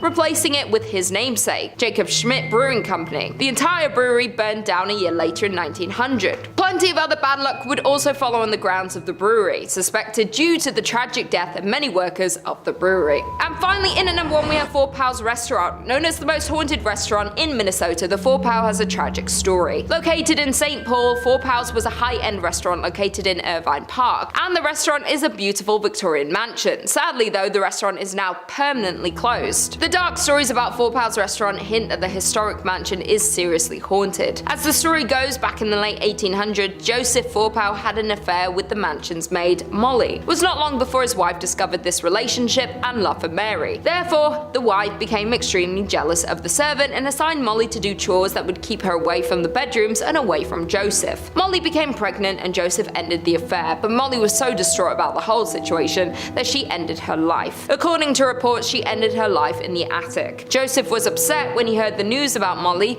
that he figured he could not stay in the house where his beloved died. One day he went out for a walk and ended his life as well. Since then, restaurant guests and employees have reported creepy sightings of a woman dressed in 1800s attire, lights turning off and on by themselves, and strange noises coming from the attic. In one case, the disturbances were so chaotic that it led to an investigation by the St. Paul police, whose canine dog refused to enter the attic. It is said that Joseph and Molly both haunt Four Pals, but many guests have said Molly is more active spirit. People say they have seen the two walking around the dining area, but Molly bangs on walls and smashes glasses. Some people say they can smell her lavender perfume. That being said, Mr. Fourpal is also sometimes seen, and his ghost has been reported wearing a dark waistcoat, silk vest, pinstripe trousers, and a derby hat. He can be seen going to the basement, at which time the lights flicker and shuffling noises are heard. He roams the house and has been caught on film many times. The former staff of the restaurant have also reported on many occasions when they would go floor by floor turning off lights as they close down for the night. Then when the staff members get in their cars to leave, they'll notice the top floor light is on. Nevertheless, if the restaurant is haunted, the story of Mr. Fourpal and Molly is one of the most devastating to date. Number 5 on this list is Villa Paula. This haunted place is located located in Miami and has quite the interesting guest in the backyard. Thrillist says,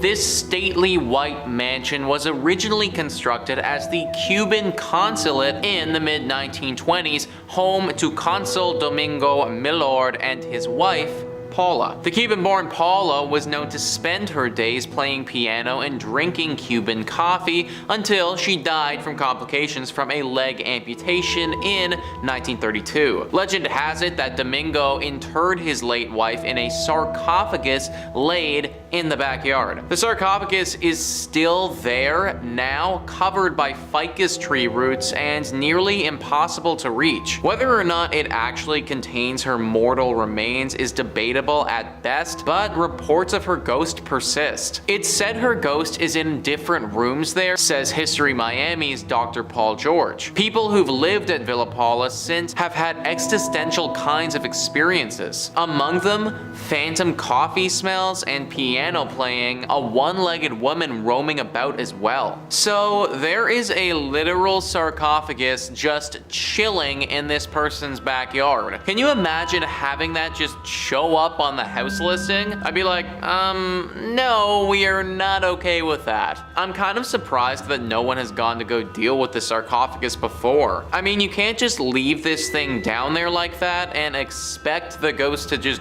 go away. I would imagine that Paula's spirit is probably tied to the sarcophagus, and in turn, it's tied to the area. Granted, I do kind of understand why no one wants to dig it up. Think about all the crazy stuff that's happened with the pyramids. You dig up this sarcophagus and you might end up being cursed for life, which is obviously something that nobody wants. But now we're left in this awkward place where we can't get rid of the ghost, but at the same time can't live here either. That's why I'm recommending to all of you watching, just avoid Villa Paula altogether. Number 4 on this list is the Blue Anchor Pub. So this is an interesting one because this pub didn't actually start in Florida. Thrillist says this pub was built in 1840s London during Jack the Ripper times, so it should be no surprise that it's haunted. The story goes that the bar was raised in London, but its wooden interiors were sent to New York City and then onto this sleepy Florida town in 1996. Little did anyone know that the pub's original elements came with the ghost of Bertha Starkley, a cheating wife who was murdered by her husband. Today, she can be heard rattling pots, knocking things over, and wailing in the middle of the night at the Blue Anchor. Every night around 10 p.m., the time that she was murdered, Bertha likes to remind everyone she's still here, so the current owners ring the ship's bell to scare her away. So, first thing, I've never actually heard of that before, where they take a building from one continent and then just decide to move it over to another continent. This bar must look pretty cool on the inside to go to all that trouble though. Obviously, this was a bit of a mistake and everyone would have been better served if we relocated this thing straight to the dump. Bertha doesn't care if it's in London or America or anywhere. As long as the structure of this pub is still intact, her ghost will still be floating around, which makes it very hard to enjoy a night out at this place. Like, imagine drowning several pints, going to take a piss, and then getting ambushed by some 1800s ghost in the bathroom with your pee-pee hanging out. Like, I don't know if I'd ever be able to recover from that, folks. Number 3 on this list is St. Augustine's Lighthouse. Ah yes, the haunted lighthouse, a true classic. Thrillist says St. Augustine's iconic lighthouse is a Florida landmark built in 1874. But climb up its 219 steps, and it's not just the views that will take your breath away. First, there's the ghost of Joseph Andrew, the original lighthouse keeper who fell to his death while painting the 165-foot tower. Then there are the Pity's 2 daughters who were playing with a building cart when it broke loose and slid into the nearby bay, drowning them both. While the girls giggle and run up and down the lighthouse steps, Joseph has been reported smoking cigars at the top of the lighthouse, keeping watch over his forever home. You know guys, if I had to be a ghost, then being Joseph wouldn't be the worst. I get to look out at the pretty scenery at the top of my lighthouse where hardly anyone bothers me, and I get to smoke cigars all day. Like, obviously I wouldn't want to be a ghost, but if I had to be, then this wouldn't be that bad. Either way, I'm not a ghost now. I am very much a human being, and if I want to stay a human being, then I recommend avoiding this place. It can obviously be very jarring to see two little ghost girls running around, and even though all of these ghosts are supposed to be pretty chill, we know that the paranormal can be unpredictable. I'm sure that there are tons of other non-haunted Florida lighthouses around if you're really pining for a good view. Number 2 on this list is Fort East Martello. If you don't like dolls, then you really won't like this one, guys. Thrillist says, if there is one rule all Floridians follow, it's do not mess with Robert the doll. The 4-foot figurine has terrorized anyone who hasn't taken him seriously since he was gifted to artist Robert Jean Otto in 1904. Otto blamed any mischievous act around him on Robert the doll, effectively coining the oft-repeated Robert did it mantra. The doll currently holds court inside Fort East Martello, where he lives inside a glass case surrounded by a constant soundtrack of haunting xylophone music. The room evokes a heavy air immediately upon entering, and the walls are papered with apology notes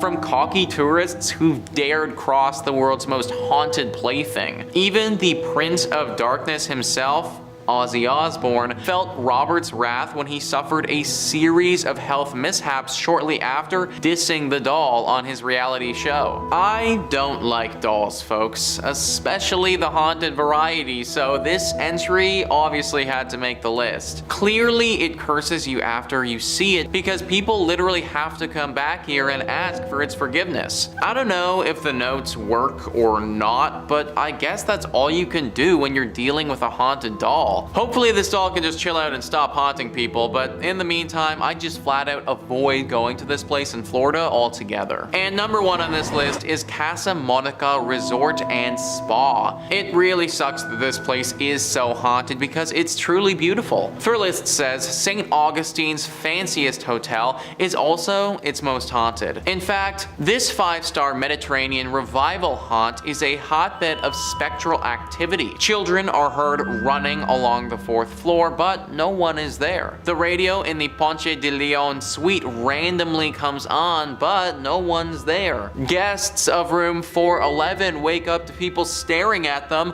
but no one's there. But it's the 3-story Flagler suite high in the tower that's most haunted. Maids have seen a child's handprint appear on the 1st floor bathroom mirror, and after knocking, one heard a man say, "We've been expecting you," from an empty bedroom. Its spookiest claim to fame, however, is the male ghost staring out of the top tower window. He's believed to be the ghost of one of 2 people, either Franklin Smith, the architect who built the hotel, or Henry Flagler, the man who purchased it. I personally don't care if it's the architect, the man who purchased it, or God. Anyone who says, "I've been waiting for you as I enter an empty bedroom," it's not the type of individual I want to be around. Also, where are these children coming from and what are those sounds? Okay, so you want to tell me a scary story where the architect of the building fell in love with his work and then when he died, his ghost stayed here.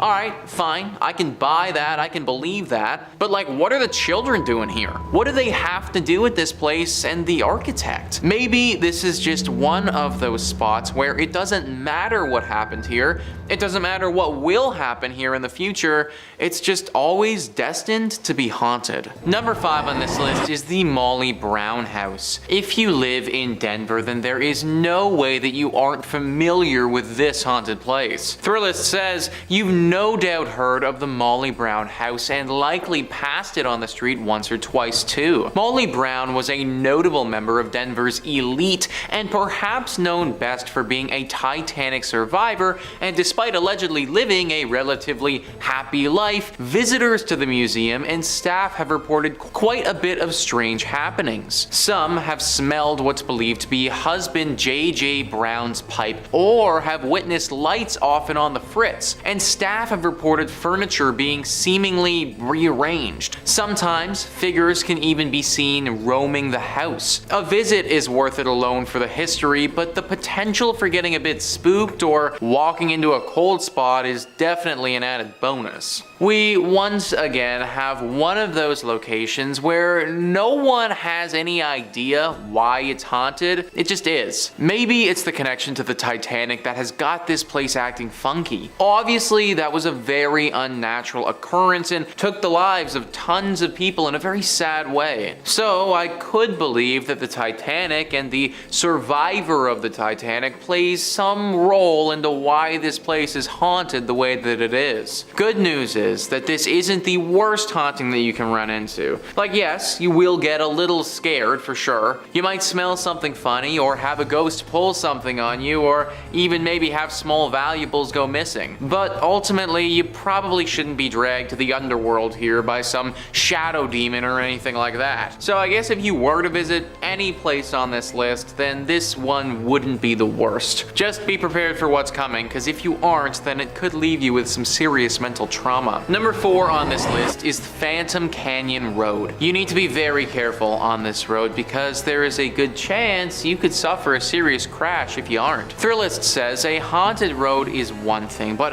a haunted road in Colorado means you're likely on the edge of a mountain and at some serious elevation. Phantom Canyon Road is a detour off the Gold Belt Tour byway connecting Cripple Creek and Florence and was originally the railroad for that route. As you drive along, you can clearly see the ghost towns of Wilbur, Adelaide, and Glenbrook, and legend has it that the reason for Phantom Canyon's name is credited to sightings of a man wearing a prison uniform walking along the tracks in the 1890s. The man supposedly had been executed at the Colorado State Penitentiary a few days earlier. So yeah guys, you better have your wits about you, because if you don't, this ghost might come out and startle the crap out of you, and then the next thing you know, you're gonna be face deep into a tree somewhere. It also just adds to the horror ambiance that you're driving past several ghost towns along the way. Like, of course, they just had to be on the side of the road as you're also getting stalked by this ghost prisoner. No one really knows what this prisoner wants with you, but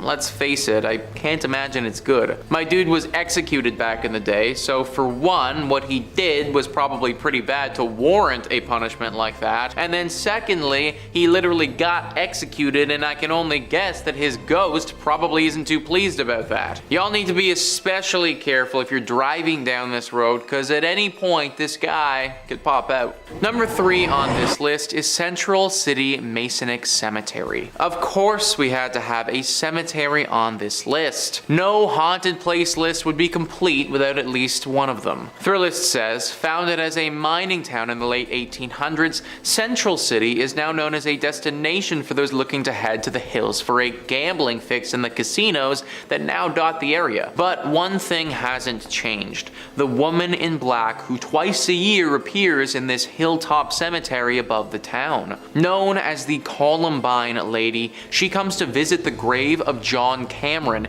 a prominent former resident of Central City who died in 1884. Some believe she is his fiancée, appearing to leave flowers for her lost love on November 1st, the anniversary of Cameron's death, and April 5th, a date for which the significance remains a mystery, much like the woman herself. This place is safe to go to if, of course, you do not go during these times. She's been coming for a long time, and anyone who tried to interfere with her has had to pay the price. Now, people kind of suspect that she was in a relationship with John Cameron, but there's also another theory. Many people think that John actually wronged her in his life, and that this woman in black comes twice a year to double check that John is still dead and hasn't come back to life by some means. Pretty scary tale for sure, one that you probably don't want to get involved with. Number 2 on this list is the Broadmoor. Located in Colorado Springs, this hotel would be freaking awesome if it wasn't so haunted. Thrillist says this sprawling 5-star hotel has a lot to offer for anyone seeking a relaxing and indulgent getaway. But along with the golf course, spa, and nearby zoo, there's one feature you won't find in any brochure. sure. Staff and guests alike have reported the presence of a woman,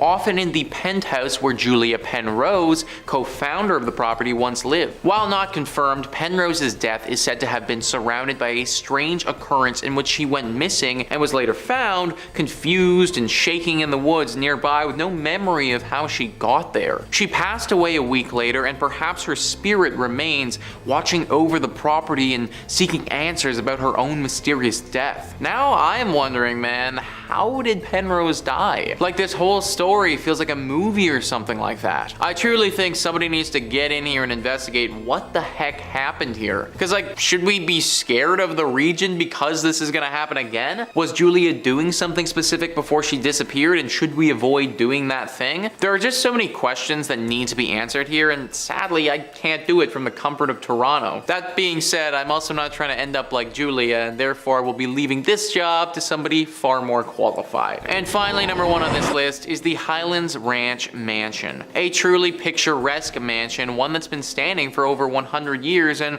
one that's home to a ghostly spirit. Thrillist says this sprawling stone mansion, built in 1891, is often rented for weddings and events due to its impressive structural beauty and picturesque prairie views. But it's also a historic property and somewhat of a museum of the times, with a bit of paranormal activity sprinkled in. The ghost of Julia Kistler, daughter of F. Kistler, who bought the property in 1926, is said to haunt the home, with visitors and staff alike reporting hearing a woman's sobs, seeing a silhouette figure moving about when the mansion was otherwise vacant, and lights sporadically turning on and off. I don't know about you guys, but during my wedding ceremony, I want to hear beautiful sounding music, not the sobs of some ghost woman thing. Apparently she's crying all the time, and this woman's emotions are not something to play with. There's a story where once several children were playing around here. There was a wedding ceremony scheduled here for later that day, and the children were off doing what kids do before the proceedings got underway. They ran into this ghost crying, and then they started to make fun of her. They were rude and definitely unkind, but they also didn't deserve what she did next. It's said that in a fit of rage, she flew inside their bodies and possessed each and every one of them for a short time, showing them things that were truly terrifying. Things that have ultimately changed those boys' lives and altered their mentality forever. Any ghost that's capable of doing something like that, that's one that I don't want to be around. And coming in at number 5, we have the Houghton Mansion. Built in the 1890s in North Adams, Massachusetts, for the mayor himself, Albert Charles Houghton. This neoclassical revival-style mansion sits on 172 Church Street. A family man, Albert was the president of Arnold Print Works, a prominent textile factory in North Adams. His wife, Cordelia, daughter Mary, and himself had owned and lived on the property right up until the fatal car accident which took the lives of the family in 1914. On an early summer morning, Albert and his family, accompanied by another family, Dr. and Mrs. Dutton and their daughter, and of course the family chauffeur himself, Mr. Witters, had decided to head out into the countryside for a leisurely drive, a drive that ultimately took their lives. Unfortunately for everyone on that August 1st morning, after a steep turn, the car lost control and proceeded to screech off the road, resulting in a rolling fatal wreck. All the women in this tragedy losing their lives, with the men barely surviving from the multitude of injuries. On August 11th, just 10 days after the accident, without his wife and daughter, Albert mysteriously died in the home from what doctors think was a broken heart. It is said that 3 ghosts haunt the Houghton Mansion, including Albert himself, Albert's daughter Mary, and the driver, Mr. Witters. The mansion remained with the Houghton family until 1926, when Albert's daughter Florence and her husband sold the building to the Freemasons. This is when the spookiness really started happening. Through its multitude of use throughout the years, additions to this historic site were added on by the Masons, using it for ritual and spiritual purposes, making this story even weirder. Over the years, there have been countless paranormal witnesses claiming that the ghosts roaming the halls of the basement, Mr. Witters himself, guilt-ridden with the responsibility of the crash, and Mr. Witters took his own life shortly after returning home with injuries, and residents that have stayed at the site have claimed that the manly figure aimlessly rummaging through the basement is the driver himself. Among these claims have another spirit lurking in Mary's bedroom. It is said that overnighters have witnessed multiple bright lights and auras flying around the bedroom in the middle of the night. I wouldn't even step foot into this house, let alone set up camp and spend the night. No way. The Houghton Mansion remains a tourist attraction and hotspot for paranormal goers worldwide, and to this day is one of the most haunted and mysterious sites in all of Massachusetts. Number 4, the Hoosac Tunnel. The Hoosac Tunnel, from the Algonquin word place of stones and the Mohawk word forbidden, is a 4.75-mile active railroad tunnel in western Massachusetts that passes through the Hoosac Range, an extension of Vermont's Green Mountains, and runs from Deerfield River in the town of Florida to the city of North Adams. The construction began in 1815 and ending in 1875 with a budget of $2 million, at the time the largest tunnel ever constructed, and it was later the result of taking lives of over 200 men during its construction entirety, earning it the nickname from locals, the Bloody Pit. This haunted, barren, 5-mile, completely enclosed stretch was subject to multiple accidents and deaths over the years, giving the tunnel its haunting history and reputation of being cursed itself. With the word forbidden, did the Mohawks know something that the workers didn't? Essentially, this cold, underground, pitch-black hole became one of America's strangest grave sites, resulting in everything from mysterious gas leaks, dynamite explosions, roofs collapsing, and even mechanic failures resulting in a mass flood. For the past decades, there have been numerous paranormal activity witnesses who have documented strange events, from police officers to the freight conductors themselves. Some of the reports over the last 100 years included numerous farmers and wagons ending up in different areas of the railroad, missing hours of time. The farmers had claimed that when spending time around the railroad and its tracks, that memory and confusion would always set in. Some residents have claimed that they have even been chased out of the tunnel by an unexpected freight train chugging along aggressively through the tunnel like a bat out of hell, and then vanishing. Numerous ghostly figures resembling workers roam the dark tunnel, and if that isn't scary enough, some people, including hearing the echoes and screams of even the workers who were buried alive under the rock, still holding their tools, or even seeing ghostly figures in pumping chambers where numerous men tirelessly making rafts not to drown. The Hoosac Tunnel remains one of the most visited and haunted places, marking it just one of the sites you'll probably never find me at. Just in 2020, the tunnel was yet again subject to a mysterious collapse, resulting in months of repair. Yeah, I say stop fixing it and just let it be. Number 3, the USS Salem. Planes, trains, and automobiles. Well, almost. A big boat. The USS Salem, a heavy cruiser built for World War II in 1945, was originally built for action. Its bold, aggressive architecture was one of the last, as it was more of a bluff to its opponents than actually a hero of war. In May 1949, War Departments handed the Salem's helm to Captain J.C. Daniel himself. The ship was built and updated with what was then the latest military tech and weapons, and it was meant to strike fear in whomever or whatever was in her way. Although the ship wasn't used in any action during World War II, it acted as a flagship, training operation, and main purpose as a threat to the naval enemy. It wasn't until the USS Salem had responded to the 1953 Ionian earthquake, or also known as the Great Kefalonia earthquake, as it hit the southern Ionian islands of Greece on August 12th, devastating the entire area. The USS Salem landed on Greek shores and acted as an improvised hospital and morgue, giving it its famous name, the Sea Witch. The ship was decommissioned shortly after its rescue and lays in Boston's harbor as a tourist attraction from all of its dark history. Some of the paranormal activities that arise on the ship include the Burning Man, who smells of rank death and can be seen in the mess hall where the bodies have been stored. Another famous apparition on the ship is the Ghost Girls, who lurk the halls of the ship. Little ghostly figures can be seen and felt on the legs of tour goers. Some people claim that the ship is even home to hellhounds, an aggressive pack of ghostly creatures that roam the ship, growling and scratching at closed doors. Yeah, the next time my dog scratches at my door, she's going up for adoption. I'm sorry. Number 2, the Lizzie Borden House. This quaint bed and breakfast located at 230 2nd Street is home to one of America's most haunted and mysterious homes. The Lizzie Borden House gets its haunt from an unsolved murder of Lizzie Borden in 1892. One of the most infamous true crime figures, known for her murdering of her father and stepmother with several blows to the head with a hatchet. Oof, ouch. Although acquitted, the killings remain unsolved to this day. This case earned notoriety, and much that the popular local children's rhyme had been linked to this death. Lizzie Borden took an axe and gave her mother 40 whacks.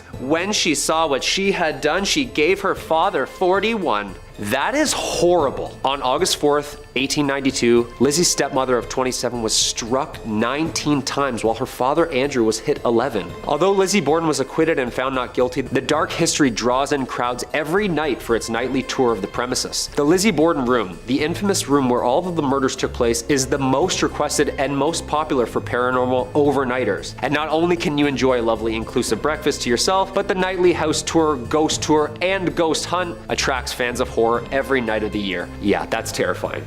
And there's a jingle to it. I don't like that at all. And coming in at number 1, the Salem witch trials. We can't talk about haunted places in Massachusetts if we're not going to bring up the witch trials. And I'm not talking about Sabrina the Teenage Witches, or anything of cute of that nature. These famously documented witch trials need no introduction, and unfortunately lays way to one of the most horrific events based in truth. The site of mass hysteria and hangings of supposed witches took place here and occurred in colonial Massachusetts between 1692 and 1693. More than 200 people were accused of practicing witchcraft, or better known back then as the devil's magic, and 20 were ultimately executed. Eventually, the colony admitted the trials were a mistake and compensated the families of those convicted. Okay, yeah, sorry. I just thought when you sneezed, you didn't say bless you, so I already don't like you, so I figured you were a witch. I'm really sorry. Since then, the story of the trials has become famous in paranoia and injustice, and it continues to baffle researchers to this day. We all know the famous play written by American playwright Arthur Miller in 1953, The Crucible, depicting the mass hysteria and drama during these trials. This was the perfect time if you didn't like someone that a strategic and untimely sinister accusation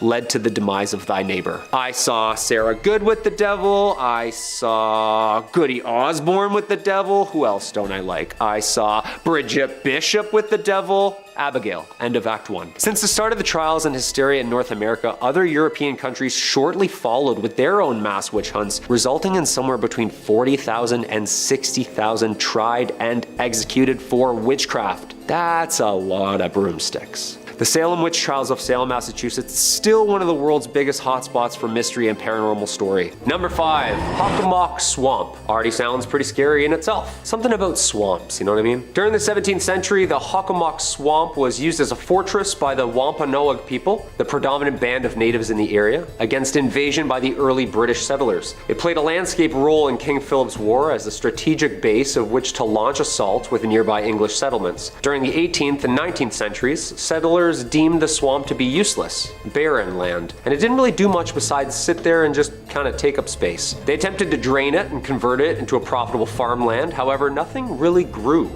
The natives of the region placed a much higher value on the swamp, however, for centuries. The first people had relied on hunting food there, riddled with fauna, and the swamp had gained an important legend and folklore among them as being a place where many things meet. They named it Hockomock, the Algonquin term meaning place where spirits dwell, and that's exactly what people say they do. Dwell there. What makes this swamp so haunted is the different purposes it was used for. A cesspool for bones of the fallen. Some places are just more susceptible to violence and death over the years, and that reputation of spirits lingering is what's so heavy and cold about this location. Much of the swamp served a dual purpose as a sacred burial ground as well. The Hockomock is occasionally referred to as the home of the Hobomok. The Wampanoag people worshipped and feared Hobomok, the chief deity of death and disease. Hobomok, composed of human souls of the dead, was known to congregate in areas like the Hockomock Swamp. Thus the term and lore stuck. Yep, just a giant mud monster swallowing souls. Charming. There are many stories and legends that have become associated with this swamp and are even connected to the number 1 on my list. It remains a place of mystery and fear and apparently good frog catching. Number 4, Lowell Cemetery. Lowell Cemetery is a cemetery located in Lowell, Massachusetts. Founded in 1841 and located on the banks of the Concord River, the cemetery is one of the oldest garden cemeteries in the country, making it a perfect place for violence and an eternity of soul searching. Many of Lowell's wealthy industrialists are buried here under lavish Victorian tombstones. Visitors have claimed that this is one of Massachusetts' most haunted cemeteries. What makes a haunted cemetery more haunted than another haunted cemetery, you know? Is there like a competition or like a quota or something? Just gotta keep the numbers up. What is it? I feel like every local claims their cemetery is the oldest and most haunted, and this brings me to our fair maiden here, the mysterious witch, Bonnie. A popular popular meeting place amongst the local teens at night for some scares and some screams, the statue of a woman with her arms outstretched on a rectangular tomb, her hands clutching a veil that falls down behind her body as though it were a cloak caught in the wind. Her eyes lay cold, staring at the heavens. Under her left eye, a black tear. Paranormal researchers have claimed that the statue holds more of an electromagnetic current, and strange things can be seen in front and around the statue, making it seem like it's moving from time to time. Creepy. There is local lore that if you leave a coin or ribbon on the statue, then you'll get good luck, and in return, if you steal or take the items from the statue, the haunting whispers of bad karma will follow. Although research shows that this gravesite holds no actual sinister history, the ghostly sightings surrounding it are a hotspot within the cemetery. I bet at night under the moonlight, this woman could be very terrifying. Number 3, Boston Common. Most common fact about the Common, one of the most haunted places in Boston. That rhymed really weird, didn't it? If you're out for a walk and feel the need to brush up on your American history, then you can be sure to either see the ladies by the trees or the Patriot men rushing the battlefront. Well, what's left behind from them at least. The Boston Common had a multi-purpose identity through the centuries. Originally as a farm, and then trading grounds for the British and American military, the Common was used as a camp during the American Revolutionary War. 20 minutes to load these old muskets and a lot of people dying. It was also used for public hangings up until 1817, most of which were from the large oaks, which were eventually all replaced with gallows in 1769. These grounds held weight during the witch trials and made a perfect open concept park that a spectacle could be enjoyed at. These people were sick. This place has seen its fair share of violence. The 350-year-old park is full of graves, ghosts, and gallows. It's almost impossible to know just how many bodies lay underneath the park, like a cesspool of unmarked graves from many different eras. Most buried here were low class, sick, or died in battle. Oh, and of course were hanged in front of the public. This place is home to many dark shadows, cold spots, and the occasional smell of gunpowder. Next time you're in Boston, swing by one of America's oldest and fullest cemeteries and see if you can see anything for yourself. Number 2, the Danvers State Hospital. The Danvers State Hospital, or also known as the Danvers State Insane Asylum, was a psychiatric hospital located in Danvers, Massachusetts. It was built in 1874 and opened in 1878 on the isolated site in rural Massachusetts, which, fun fact, the judge who preceded the Salem witch trials lived on. That's bad karma already, isn't it? Despite being included in the National Registry for Historical Places in 1984, the majority of the building was demolished in 2007. At a cost of $1.5 million at the time, the hospital originally consisted of 2 main center buildings with housing for the administration, with 4 radiating wings on each side. The outermost wards were reserved for the most hostile patients. This was a prominent location where medications were being tested by the government, and the favored lobotomy was being fleshed out. When shock therapy failed to control the population, lobotomies started, and in 1939 the population of the hospital swelled to almost over 2,400 patients. A total of 278 people died at the hospital that same year. Neurology experts often call Danvers the birthplace of the prefrontal lobotomy. Ouch. Visitors to the hospital during these years reported lobotomy patients wandering around staring blankly at nothing, unaware of who they were or what they were doing. Large budget cuts in the 60s played a major role in the progression of closing the Danvers State Hospital, and with nicknames like Hell Hill Hospital and Lunatic Asylum, the hospital began slowly closing its facilities by 1985. The original hospital wards were closed and abandoned soon after. During the 80s, reports began to filter out of the hospital about missing teenage patients. The stories of ghostly figures and shadows in the windows were thriving. Are the ghosts of the lobotomized patients still aimlessly walking the realms of this now demolished hospital? What do you think? And number 1, the Bridgewater Triangle. Just a couple miles south of Boston is one of the most interesting and bizarre places in Massachusetts. I chose this as the number 1 spot due to not only the paranormal ghostly figures that have been seen across the vast plains, but 200 miles of connected weird events. That will definitely catch our attention. It's named from the triangle shape. The paranormal events and phenomenon that occurs within these mapped lines includes as many as orbs, UFOs, Bigfoots, fairies, skinwalkers, alien hybrids, you name it, it's there. Well, possibly there. The towns of Raynham, Brockton, Norton, and Taunton are all subject to a universal head scratcher. In the 70s, there of course was a surge of UFO witnesses, at the same time several Bigfoot. Huh, that's interesting. Massachusetts just keeps getting stranger and stranger, doesn't it? Huge humanoid creatures, motherships, and landed UFOs have also been spotted and reported within this 200 square foot mile radius. Do you think this place is like a Skinwalker Ranch type of place? Maybe some motherships are trying to just reconnect with the Wi-Fi upstairs?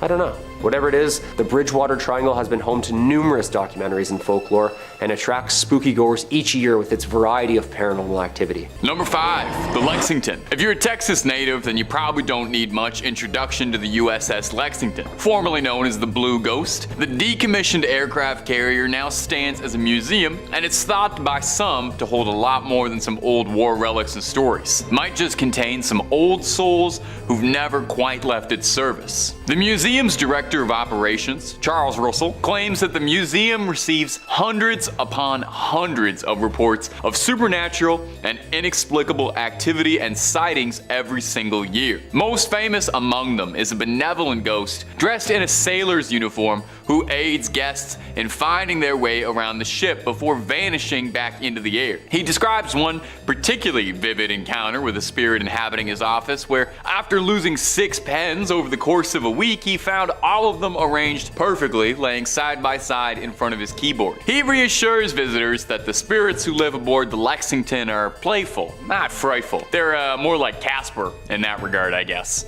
Other stories tell sightings and reports of hearing lost souls running for cover after a torpedo attack, describing running sounds and other strange noises in the hangar bay. The paranormal tour guide aboard the Lexington describes it as, this was their home and they don't want to go anywhere else. I kind of get it, you know? I'd want to live on an aircraft carrier, that seems pretty cool. I'd try to swing that as long as I could. Like most purportedly haunted locations, if finding something spooky in the cold steel of the Lexington truly interests you, the museum offers a paranormal investigation tour where guests can spend the night with their own equipment in the hopes of finding someone to trip up your EVP meter. And if that ain't enough for you and you're looking for something spooky from the confines of your own home, well, we can hook you up with that real easy. Click through on Top 5 Scary because we've got loads of videos about haunted spots, ghosts, ghouls, goblins, aliens, cryptids, conspiracies, and just about anything freaky you can think up. Stay subscribed, stay scared, but, you know, stay watching this video as well, okay?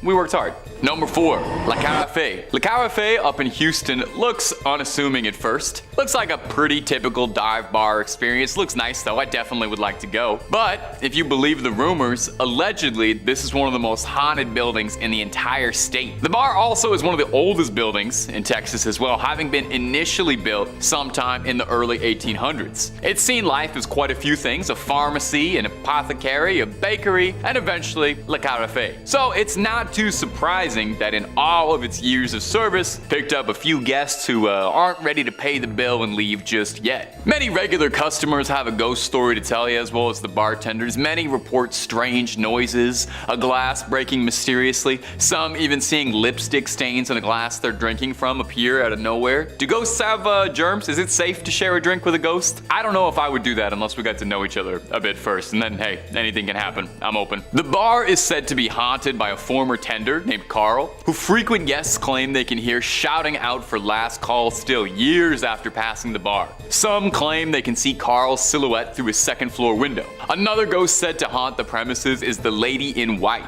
who supposedly pushed attractive women down the stairs. Hardly a way to get them to like you, let me tell you from experience. She's thought to be the ghost of a woman who ran a cat house near the Carafe. Believers say that they see orbs and mist in photos and feel cold spots all over. I guess you could say they serve up more than one kind of spirits.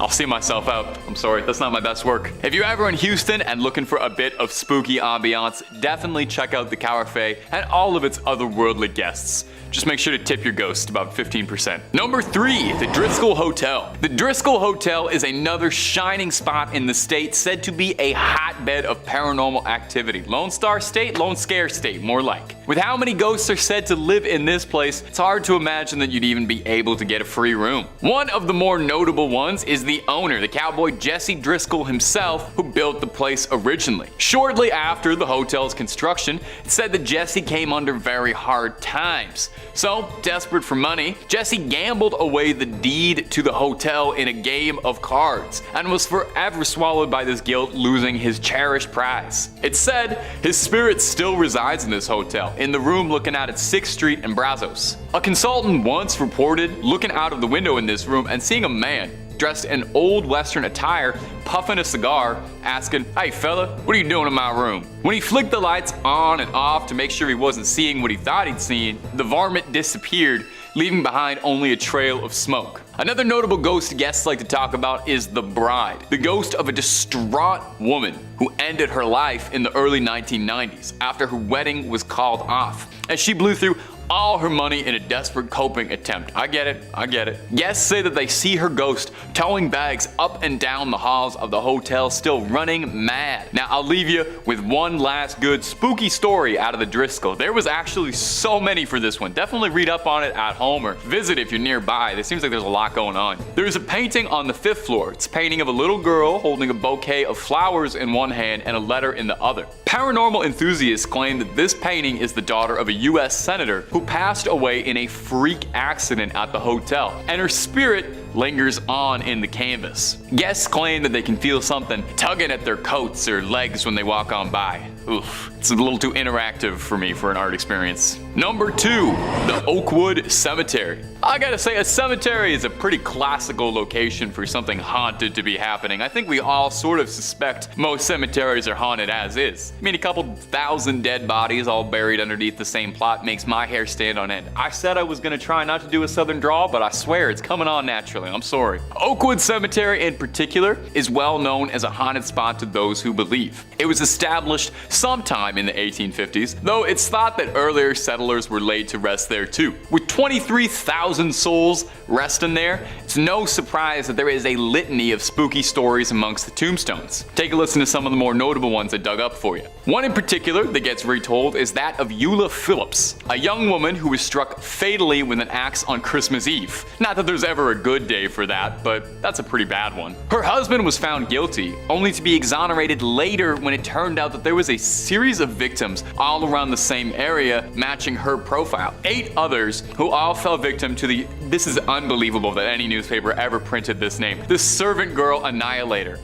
I cannot believe they named him that. I've actually featured him in a video before. I can't quite remember the title of it, but click through on every single top 5 scary video until you find it. There are some theorists who suspect the Servant Girl Annihilator and the infamous Jack the Ripper are one and the same, and that guy just could not get enough traveling from country to country. Some local residents claim that Eula's ghost roams the cemetery, lost, afraid, and panicked, unable to come to terms with the vile means of her death. Another very notable ghost is that of Susanna Dickinson. When Lopez de Santa Anna attacked the Alamo, Susanna and her kin were brought into the garrison. The dust cleared and the battle was over, and Susanna met with Santa Anna, where he offered to take her and her children back to Mexico. But she declined, knowing it might even cost her her life. Surprised, Santa Anna spared her, and her account of the Alamo was crucial to understanding and remembering what happened there. Susanna was buried at a plot in Oakwood, and visitors say she constantly appears to strangers, telling her stories all these years on, still remembering the Alamo. And number 1, Yorktown Memorial Hospital. About 80 miles southeast of San Antonio is Yorktown, a small community with a population that barely exceeds a couple thousand. Probably a good reason for that, because if the legends are to be believed, the hauntings at the Yorktown Memorial Hospital might be keeping people away. The hospital was built in 1951, where it operated for a bit, and was eventually took over by the Felician Sisters of the Roman Catholic Church, who kept the place running until late 1986 when it was abandoned, where it still sits today, almost as if nothing's happened. It looks like everybody just packed up and left. It's said that over 2,000 people call Yorktown their final resting spot, with 500 of those all occurring during the small tenure of the nuns running the hospital. These days, of course, the hospital's sickly lime green walls don't really see a lot of patients. Mostly just ghost hunters and seekers of the paranormal looking for something lurking left behind. And if the stories are true, this place is filled with restless ghosts. Explorers report everything from disembodied voices to sounds of wheelchairs creaking, mysterious flashes of lights, orbs, mists, cold chills, you know, the usual who's who greatest hits of haunted spots. Now, you don't even need to be told this place is haunted to worry about it. I mean, just look at it. The place looks like it's straight out of Silent Hill, down to the rusted pipes and leaky hallways, but don't fret, no, there are ghosts. One in particular is that of a late surgeon, one Leon Norwirski. He was infamous around the hospital for his sloppy handiwork, and was said to have lost a number of patients in his time, and his spirit as such has been cursed to wander the facilities endlessly. Keeps writing terrifying messages on the wall, but no one can read them because he's a doctor. here. That's not my best work. I'm really sorry. Some of these should have stayed on the writing board. Another infamous ghost is that of Sally, a young girl who's said to still live in the hospital's halls, heard happily playing, jovially dancing around, and even asking explorers to read her favorite story when she encounters them. I hope someone takes her up on that. Not me though, nothing personal. I just have like a policy about not reading stories to ghosts. In 5th place, we have Preston Castle, also known as the Preston School of Industry in Ione. Opening in 1894 and named after state senator at the time, Edward Myers Prestonas, it was presented as an alternative to juvie, a place to send troubled boys to learn a new trade and avoid incarceration. To the general public, it quickly became known as the best reform school of its kind, where boys could grow their own food, raise livestock, learn farming trades and skills for self-preservation in the real world. Known as wards, minors under guardianship of the state, but not necessarily juvenile offenders, many boys passed from severe illnesses like tuberculosis or were simply killed by guards for reasons unknown. Records show that the initiation to the facility involved swimming through a pool filled with lye, and common discipline methods included starvation, isolation, public paddling, and lashings. A mass grave on the property contains at least 23 bodies of wards that were sent to be rehabilitated. Head housekeeper of the facility, Anna Corbin, was brutally beaten to death on February 23rd of 1950. Various students and members of the staff were suspects in her passing, but it remains unsolved. Visitors to the now landmark have reported meeting her spirit, which roams around the grounds with all the students that couldn't pass over. Physical representations of spirits at this location have included multiple slamming doors, falling objects, disembodied voices, and the feeling of being touched by a cold hand. All common pranks that are meant to terrorize and discombobulate. In 4th place, we have the Los Coches Adobe in Soledad. Before the establishment even broke ground, back when the area was used primarily for mining, over 30 miners perished in a soil collapse, and visitors to the area have since reported hearing their cries for help from the now abandoned mine shaft, while feeling pressure on their chest and back as if they were being buried alive. The adobe itself is located on the site of Highway 101. The building being originally built in 1843 to be used as lodging for workers in the area. Between 1872 and 1886, Soledad served as the terminal station for the railway that connected to San Francisco. Legend says that the owner of the inn was responsible for ending the lives of multiple folks who stayed there, especially near the end of the inn being in use, by entering the rooms as they slept and slitting their throats before stealing their riches in an attempt to keep the inn, afloat. Other spirits spotted on the property include, but are not limited to, a man hanging from a tree, swaying in the wind, and a woman sitting while holding a pointer stick, with her mouth moving as if she's yelling at whoever spots her. It is reported that the wall between the living and the dead is so thin here that people who have stayed in recent history reported having the walls and surroundings inside of the building changed them to match the settings of the once deadly inn before their very eyes. Those who have opted to go so far as to stay the night have often woken up with handprints on their chest or throat, a remnant of what came before. In 3rd place, time to visit the Bodie State Historic Park. Formerly a genuine gold mining town located east of the Sierra Nevada mountain range in Mono County, California, and now a national landmark, it is known as one of the best preserved ghost towns in the world. It is named after W.S. Bodie, first name unknown, but rumored to be either William or Waterman, discovered gold in 1859 in an area now known as Brody Bluff. He tragically passed in a snowstorm that same winter and was never present for what came to be. According to pioneer Judge McClinton, the district's name was changed from the proper spelling of B-O-D-E-Y to B-O-D-Y,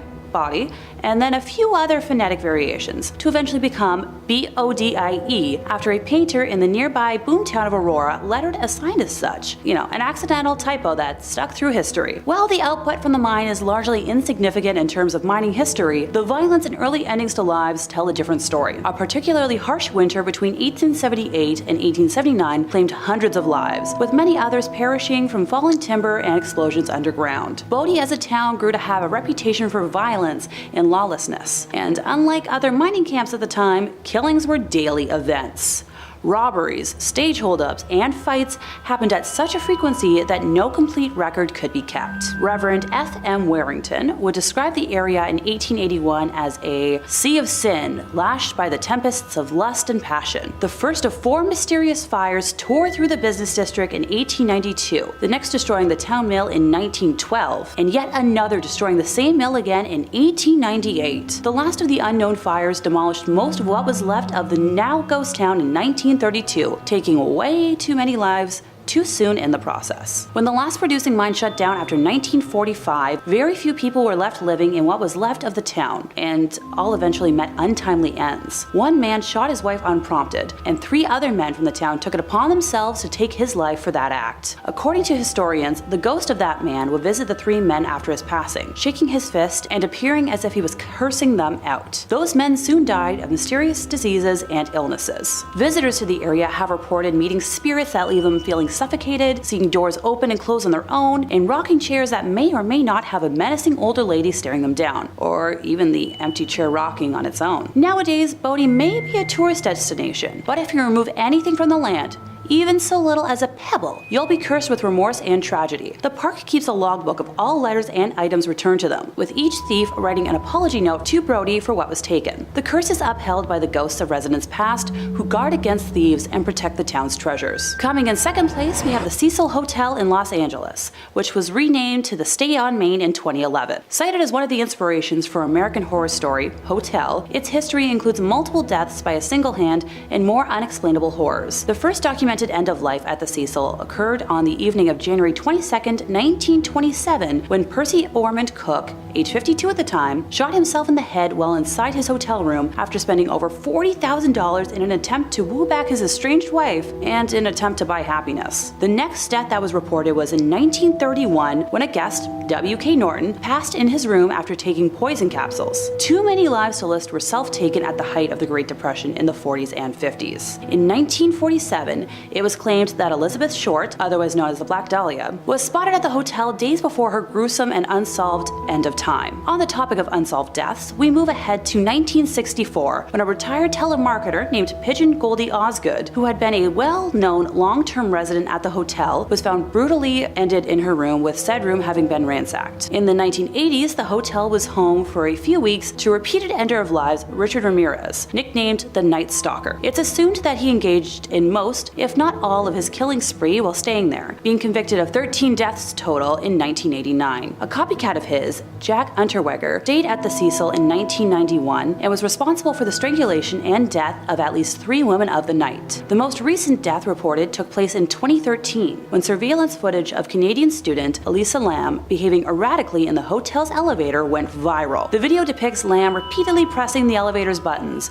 walking in and out of the elevator, and was recorded shortly before her disappearance. After 19 days of being missing, her naked body was discovered in a water supply cistern on the hotel roof, following complaints from guests of odd-tasting water and low pressure. And finally, in first place, we have the famed Winchester Mystery House in San Jose. It all began in 1881, when the passing of Sarah Winchester's mother, father-in-law, and husband, William Winchester, of the famed Winchester Repeating Arms Company, passed away in quick succession, leaving her with a very large inheritance, assumed to be around $20 million, which would amount to roughly $561.6 million today, and a 50% stake in the company, making her one of the wealthiest women at the time. After living in Connecticut for the majority of her life, a combination of an arthritis diagnosis and meeting with a medium convinced her to start a new life in California. She believed her family to be cursed by victims of the Winchester rifle, and began construction on what was originally a 2-story, 8-room farmhouse, which she purchased in 1886. She and her late husband shared an interest in architecture, and after dismissing all of the architects she originally met with, decided to do all of the home planning herself. She was known to rebuild and abandon construction if anything didn't meet her expectations, which resulted in a maze-like design. It is believed that said maze-like design was mainly intended to confuse and keep spirits from harming her and what was left of her family. According to paranormal investigators Mary Jo Ignofo and Joe Nickel, the bell tower built on the property property was used to summon spirits, and Sarah was known to throw lavish parties for the beings she feared in an attempt to please them. It was reported in the San Jose News in 1897 that a 7-story tower was torn down and rebuilt 16 times. As a result of her expansions, there are walled-off exterior windows and doors that lead to nowhere, along with staircases that end suddenly, and as the house grew in size, up to 5 additional levels were added to the home. When the 1906 San Francisco earthquake hit, the damage to the home was quite extensive. The 7-story tower and most of the chimneys collapsed. An entire wing was destroyed, along with the 3rd and 4th story additions, and pipes that were protruding from what were once window boxes. Before the earthquake, the house is believed to have had 500 rooms, and at this time of Sarah's passing in 1922, the house had 160 rooms, 2,000 doors, 10,000 windows, 47 stairways, 47 fireplaces, 13 bathrooms, and 6 kitchens. Visitors to the house today have reported multiple instances of experiencing cold spots, footsteps, cooking smells, odd sounds, whispering, doors and windows slamming, and feelings of being watched.